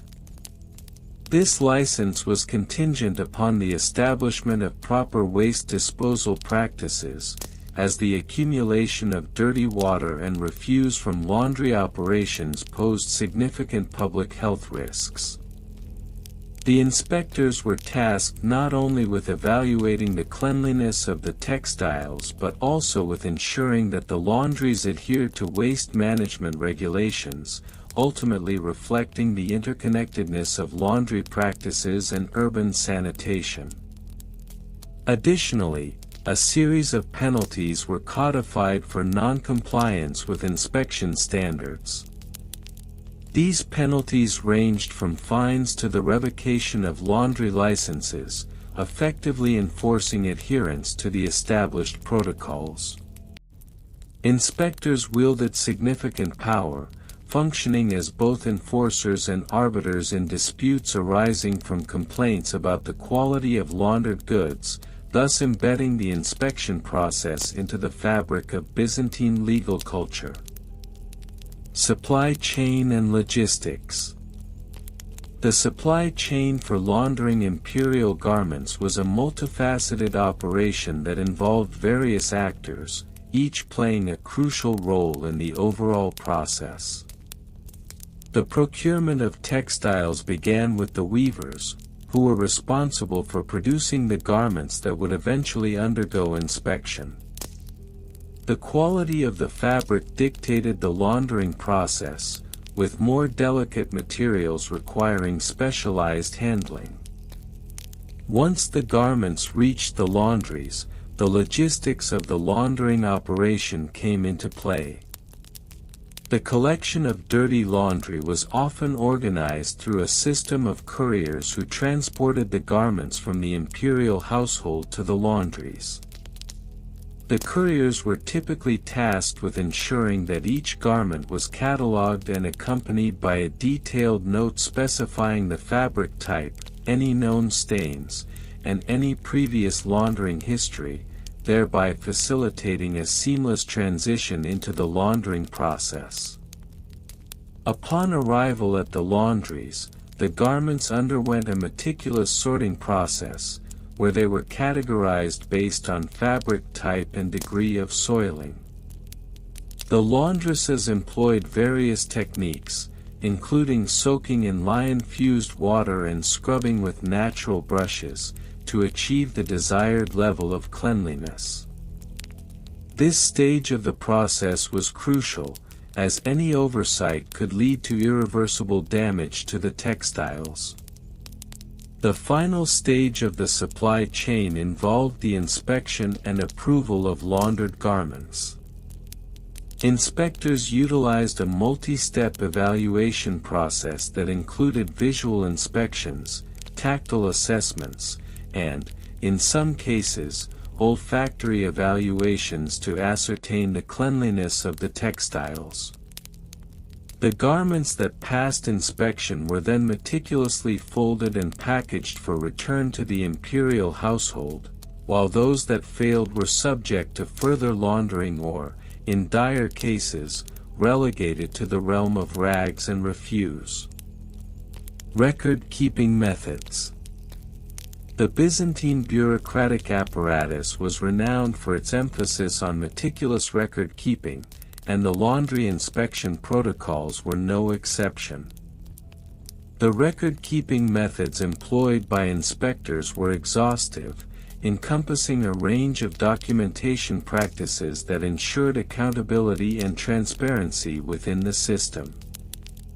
Inspectors maintained detailed logs of each inspection conducted, including the date, the name of the laundry, the type of garments inspected, and the results of the inspections. This documentation often included annotations regarding specific stains and the methods employed to address them. The records were typically inscribed on wax tablets or parchment, with scribes employed to ensure legibility and accuracy. Moreover, these logs were often cross-referenced with the imperial archives, allowing for a comprehensive overview of the performance of individual laundries over time. This practice not only facilitated the identification of recurring issues but also played a role in shaping future regulations and inspection protocols. The bureaucratic tradition of record-keeping, therefore, became an integral part of the laundry inspection process, ensuring that the Byzantine Empire maintained its reputation for cleanliness and order amidst the complexities of urban life. In conclusion, the Byzantine imperial laundry inspection and approval protocols were not merely an exercise in hygiene, they represented a microcosm of the broader bureaucratic and social structures of the empire. Through the exploration of regional variations, historical evolution, regulatory frameworks, logistical intricacies, and record-keeping methodologies, one can discern the profound interconnectedness of imperial authority and mundane practices. Within the folds of damp linen and the echoes of inspectors' judgments lies a narrative that transcends the trivial, offering insights into the very essence of Byzantine imperial identity. The Byzantine Empire, known for its complex bureaucracy and elaborate protocols, had a particularly intricate system for the inspection and approval of laundry, which was essential for the maintenance of imperial dignity and hygiene. This tedious aspect of daily life in Byzantium might seem trivial at first glance, but its profound implications for the imperial image and the functioning of the state were significant. This discussion will delve into the lesser-known historical figures involved in this process, specific case studies, comparative analyses with other regions, archaeological findings, and plausible primary source quotations, all contributing to a comprehensive understanding of Byzantine laundry inspection protocols. #minor historical figures and their roles. While many focus on emperors and generals, various lesser-known officials played crucial roles in the Byzantine laundry inspection protocol. One such figure was the hypatos ton kalligraphon, high official of the laundry, a title held by individuals whose names have largely been lost to history. This position, while seemingly mundane, was essential for overseeing the cleanliness of imperial garments.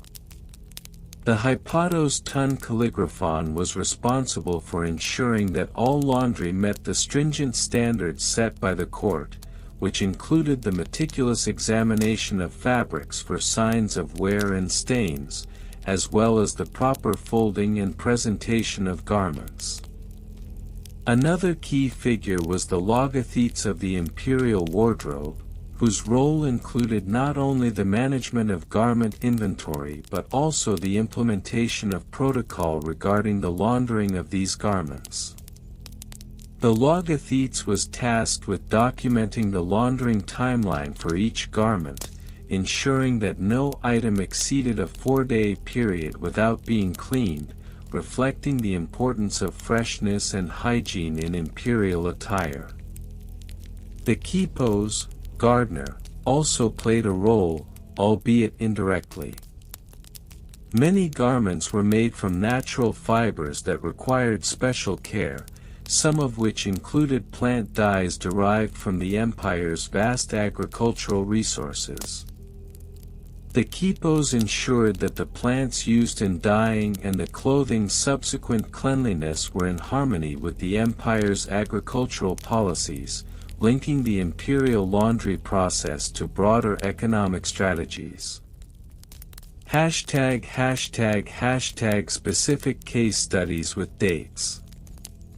A notable case study occurred in April 1025 AD, during the reign of Emperor Basil II. A scandal erupted when it was discovered that the garments worn by the emperor during a public appearance had not undergone proper inspection. The hypatos ton kalligraphon, a man named Theodoros, was found guilty of negligence after a public outcry regarding the emperor's visibly unkempt appearance. An inquiry revealed that Theodoros had been lax in his duties, allowing garments to bypass standard inspection protocols. As a result, Theodoros was publicly reprimanded and demoted to a lower office, illustrating the high stakes involved in maintaining the image of the emperor. Another important case took place in June 1136 AD, when Empress Anna Komnene, a noted historian and daughter of Emperor Alexios I, undertook a personal inspection of the laundry procedures. During her review, she noted that some of the laundry workers were using inferior cleaning methods, leading to a decline in the quality of the imperial garments. Following her intervention, a new set of protocols was established that included mandatory training for all laundry staff, emphasizing the importance of traditional Byzantine cleaning methods and the use of natural ingredients such as olive oil and vinegar. This case not only highlights the involvement of women in Byzantine governance but also the evolving nature of laundry protocols. #comparative analysis with other regions. To understand the Byzantine approach to laundry inspection, it is essential to compare it with contemporary practices in other regions, such as the Fatimid Caliphate and the Holy Roman Empire. The Fatimid Caliphate, for instance, had a more centralized approach to laundry, with a dedicated department known as Dar al-Khail, which managed all aspects of garment cleanliness for the ruling class. This body was known for its use of advanced cleaning techniques, including the use of fragrant herbs that were not prevalent in Byzantine practices. While the Byzantines emphasized strict adherence to protocols, the Fatimids prioritized innovation in cleaning methods, reflecting different cultural attitudes towards cleanliness and presentation. In contrast, the Holy Roman Empire had a more decentralized approach to laundry inspection. Each court maintained its own protocols, leading to significant variations in standards and practices. The Byzantines, however, maintained a uniform protocol across the empire, which was crucial for upholding the image of a centralized and cohesive imperial authority.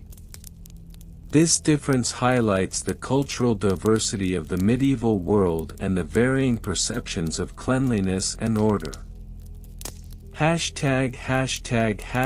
Archaeological findings and interpretations. Archaeological discoveries have shed light on the Byzantine laundry protocols, particularly through the excavation of laundry facilities in major cities such as Constantinople and Thessalonica. In a recent dig in Constantinople, researchers unearthed remnants of a large laundry complex that included water channels, drying areas, and storage rooms for various cleaning supplies. Analysis of the artifacts found suggests that the Byzantines employed a variety of cleaning agents, including crushed herbs and natural soaps made from animal fats. One particularly fascinating find was a set of ceramic jars inscribed with laundry dates and inspector initials, which have provided valuable insights into the meticulous nature of the inspection process. These inscriptions indicated not only the dates of cleaning but also the names of the officials responsible for the inspection, allowing historians to reconstruct the bureaucratic landscape surrounding imperial laundry. The presence of these jars suggests a systematic approach to tracking the cleanliness of garments, emphasizing the importance placed on hygiene. Furthermore, the discovery of textile remnants with distinct signs of wear has led scholars to hypothesize about the laundering frequency and methods used by Byzantine laundresses.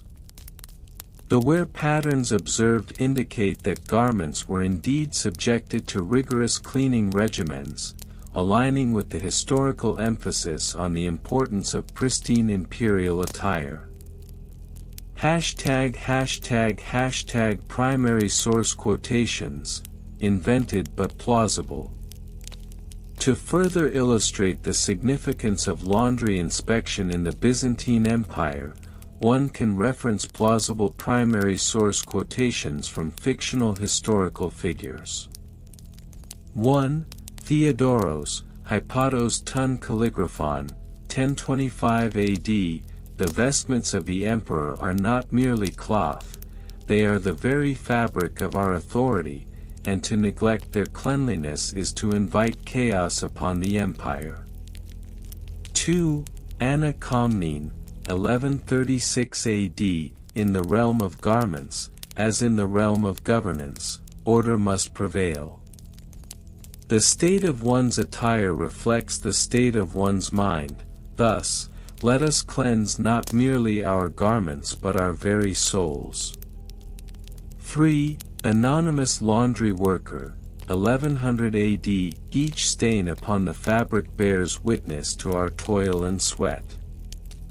We labor not just for the emperor but for the dignity of the empire itself, knowing that our hands are the instruments of imperial pride. 4. A Byzantine chronicler, 1050 AD. As the sun rises and falls over the city, so too must the purity of imperial garments be assured. For in their cleanliness lies the very essence of our civilization. Conclusion.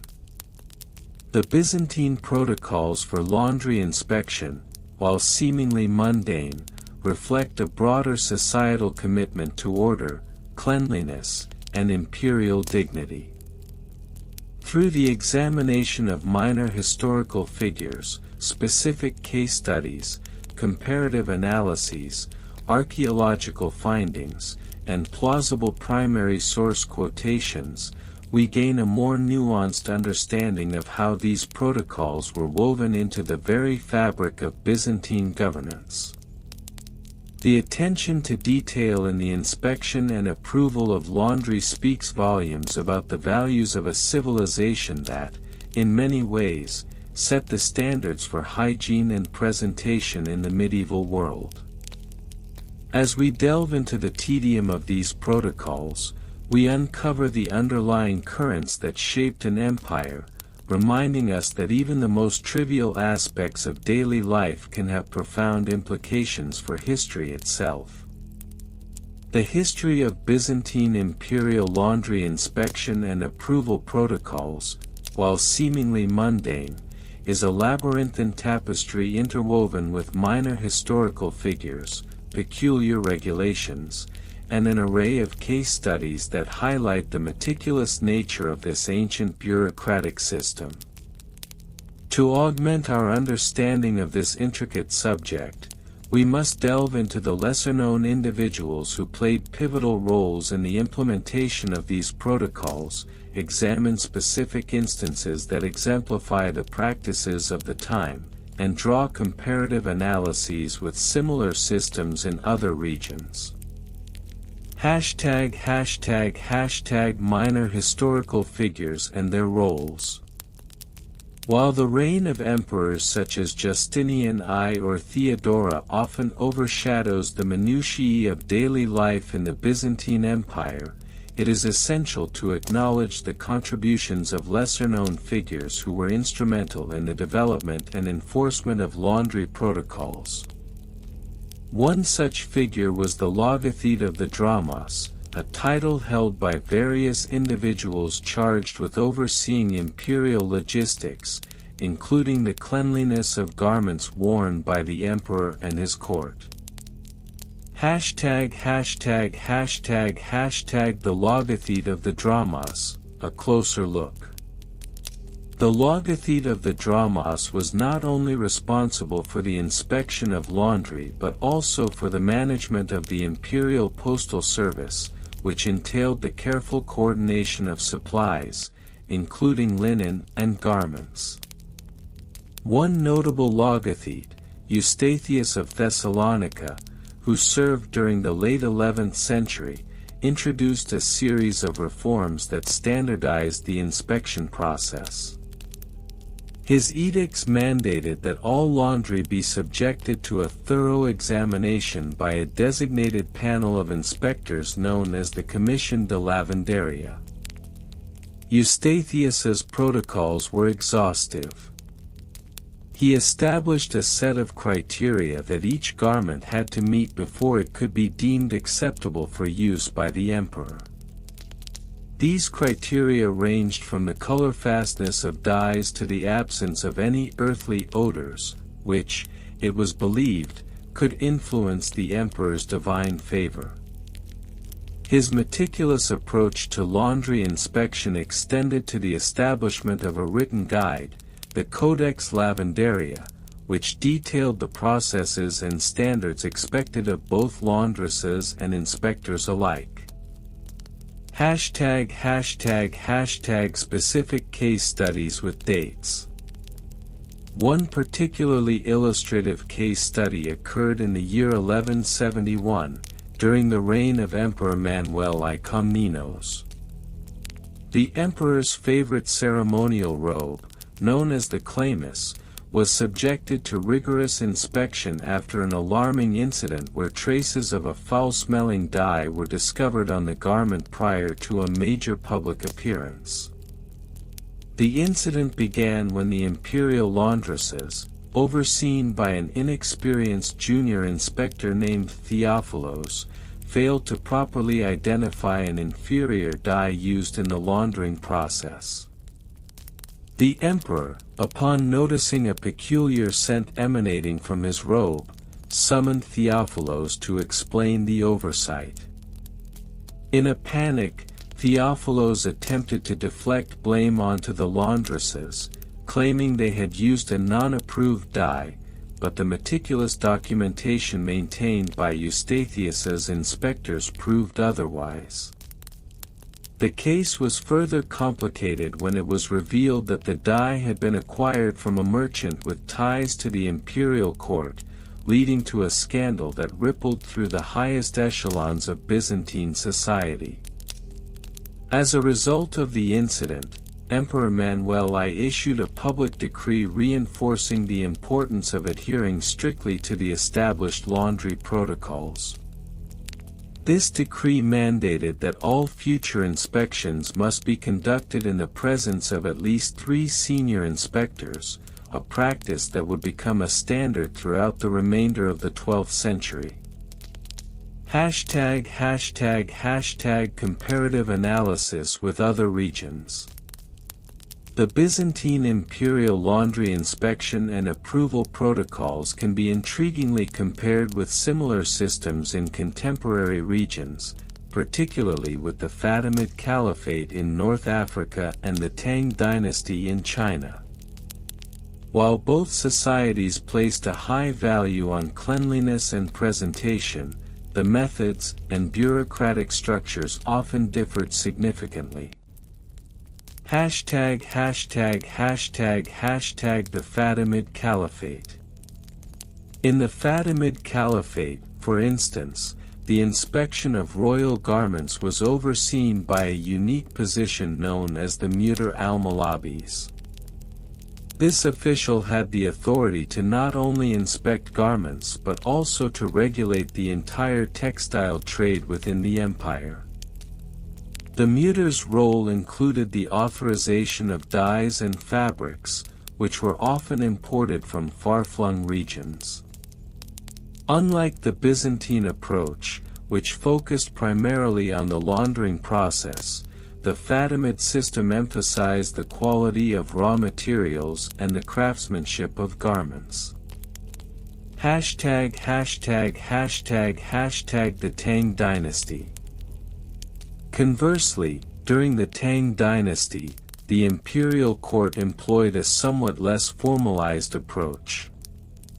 While cleanliness was valued, there was no dedicated position for garment inspection akin to the Byzantine logothete of the dramos.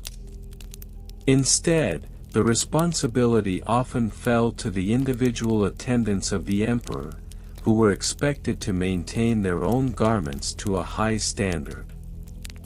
The Tang emphasis on personal responsibility for cleanliness starkly contrasts with the Byzantine reliance on structured protocols and oversight. #Archaeological findings and interpretations. Recent archaeological studies have revealed fascinating artifacts that shed light on the Byzantine laundering practices, particularly in relation to the imperial protocols. Excavations in the region of Constantinople have uncovered a series of laundry facilities that date back to the 10th century, complete with stone basins and remnants of dyes used in the laundering process. These facilities, believed to be associated with the imperial court, provide invaluable insights into the scale and sophistication of Byzantine laundry practices. Among the findings were several ceramic pots bearing inscriptions that indicated they were used for dyeing fabrics intended for royal garments. These pots were often found in clusters, suggesting a highly organized and regulated process of dyeing, which would have been essential for meeting the strict standards set forth by imperial laundresses. Furthermore, the presence of various cleaning agents, such as lye and alkaline, points to a complex understanding of chemistry that the Byzantines possessed at the time. Primary source quotations, invented but plausible. To further illustrate the Byzantine attitudes towards laundry inspection, we can draw upon fictionalized primary sources that mimic the style of contemporary writings. A purported letter from Eustathius of Thessalonica to Emperor Manuel I might read. To His Most August Majesty, I humbly submit that the cleanliness of your garments is not merely a matter of aesthetic value but rather a sacred duty unto the divine. It is imperative that each fold of the chlamys be inspected with the utmost diligence, lest we incur the wrath of the gods who favor the pure. Another imagined entry from the Codex Lavandaria might state, in the event of a garment failing inspection, the inspectors shall not only document the infraction but shall also provide a detailed account of the circumstances surrounding the laundering process. Such diligence serves to uphold the honor of the imperial household and to maintain the sacred trust bestowed upon us.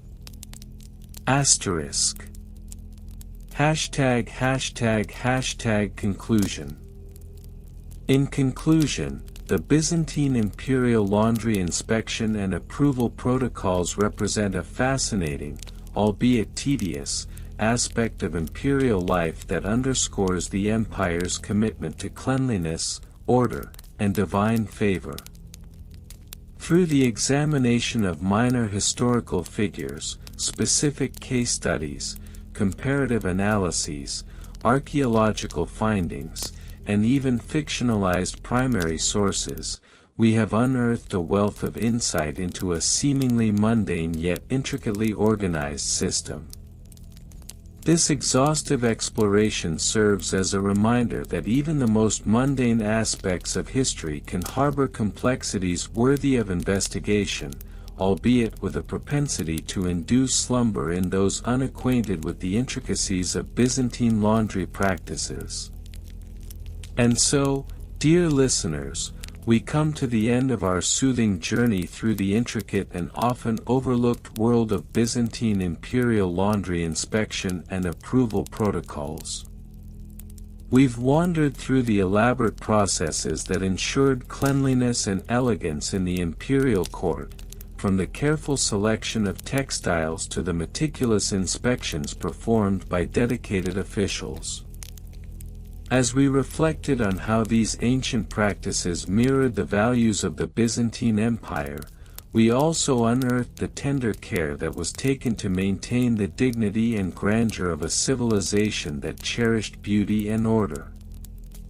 Throughout our exploration, we've uncovered the significance of these protocols, revealing how each layer of inspection and approval served not only a practical purpose but also a deeper cultural significance. We've marveled at the artistry involved in the laundering techniques, and the dedication of those who upheld these traditions. Each detail, each step in the process, tells a story of devotion, a reminder that even in the most mundane aspects of life, there can be a profound sense of purpose and beauty.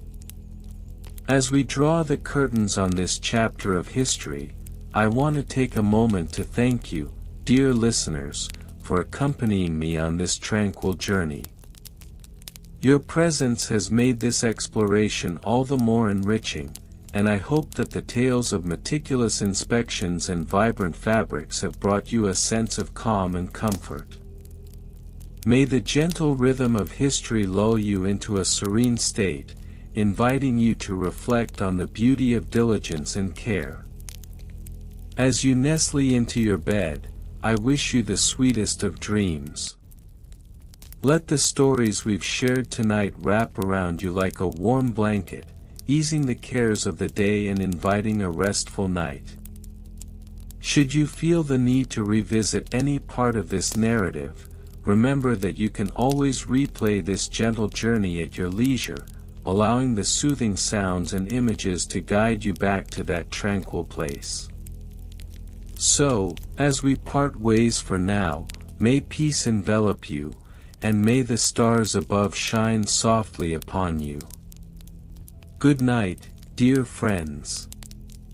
May your dreams be as rich and vibrant as the tapestries of the Byzantine court, and may you awaken refreshed and ready to embrace the day ahead.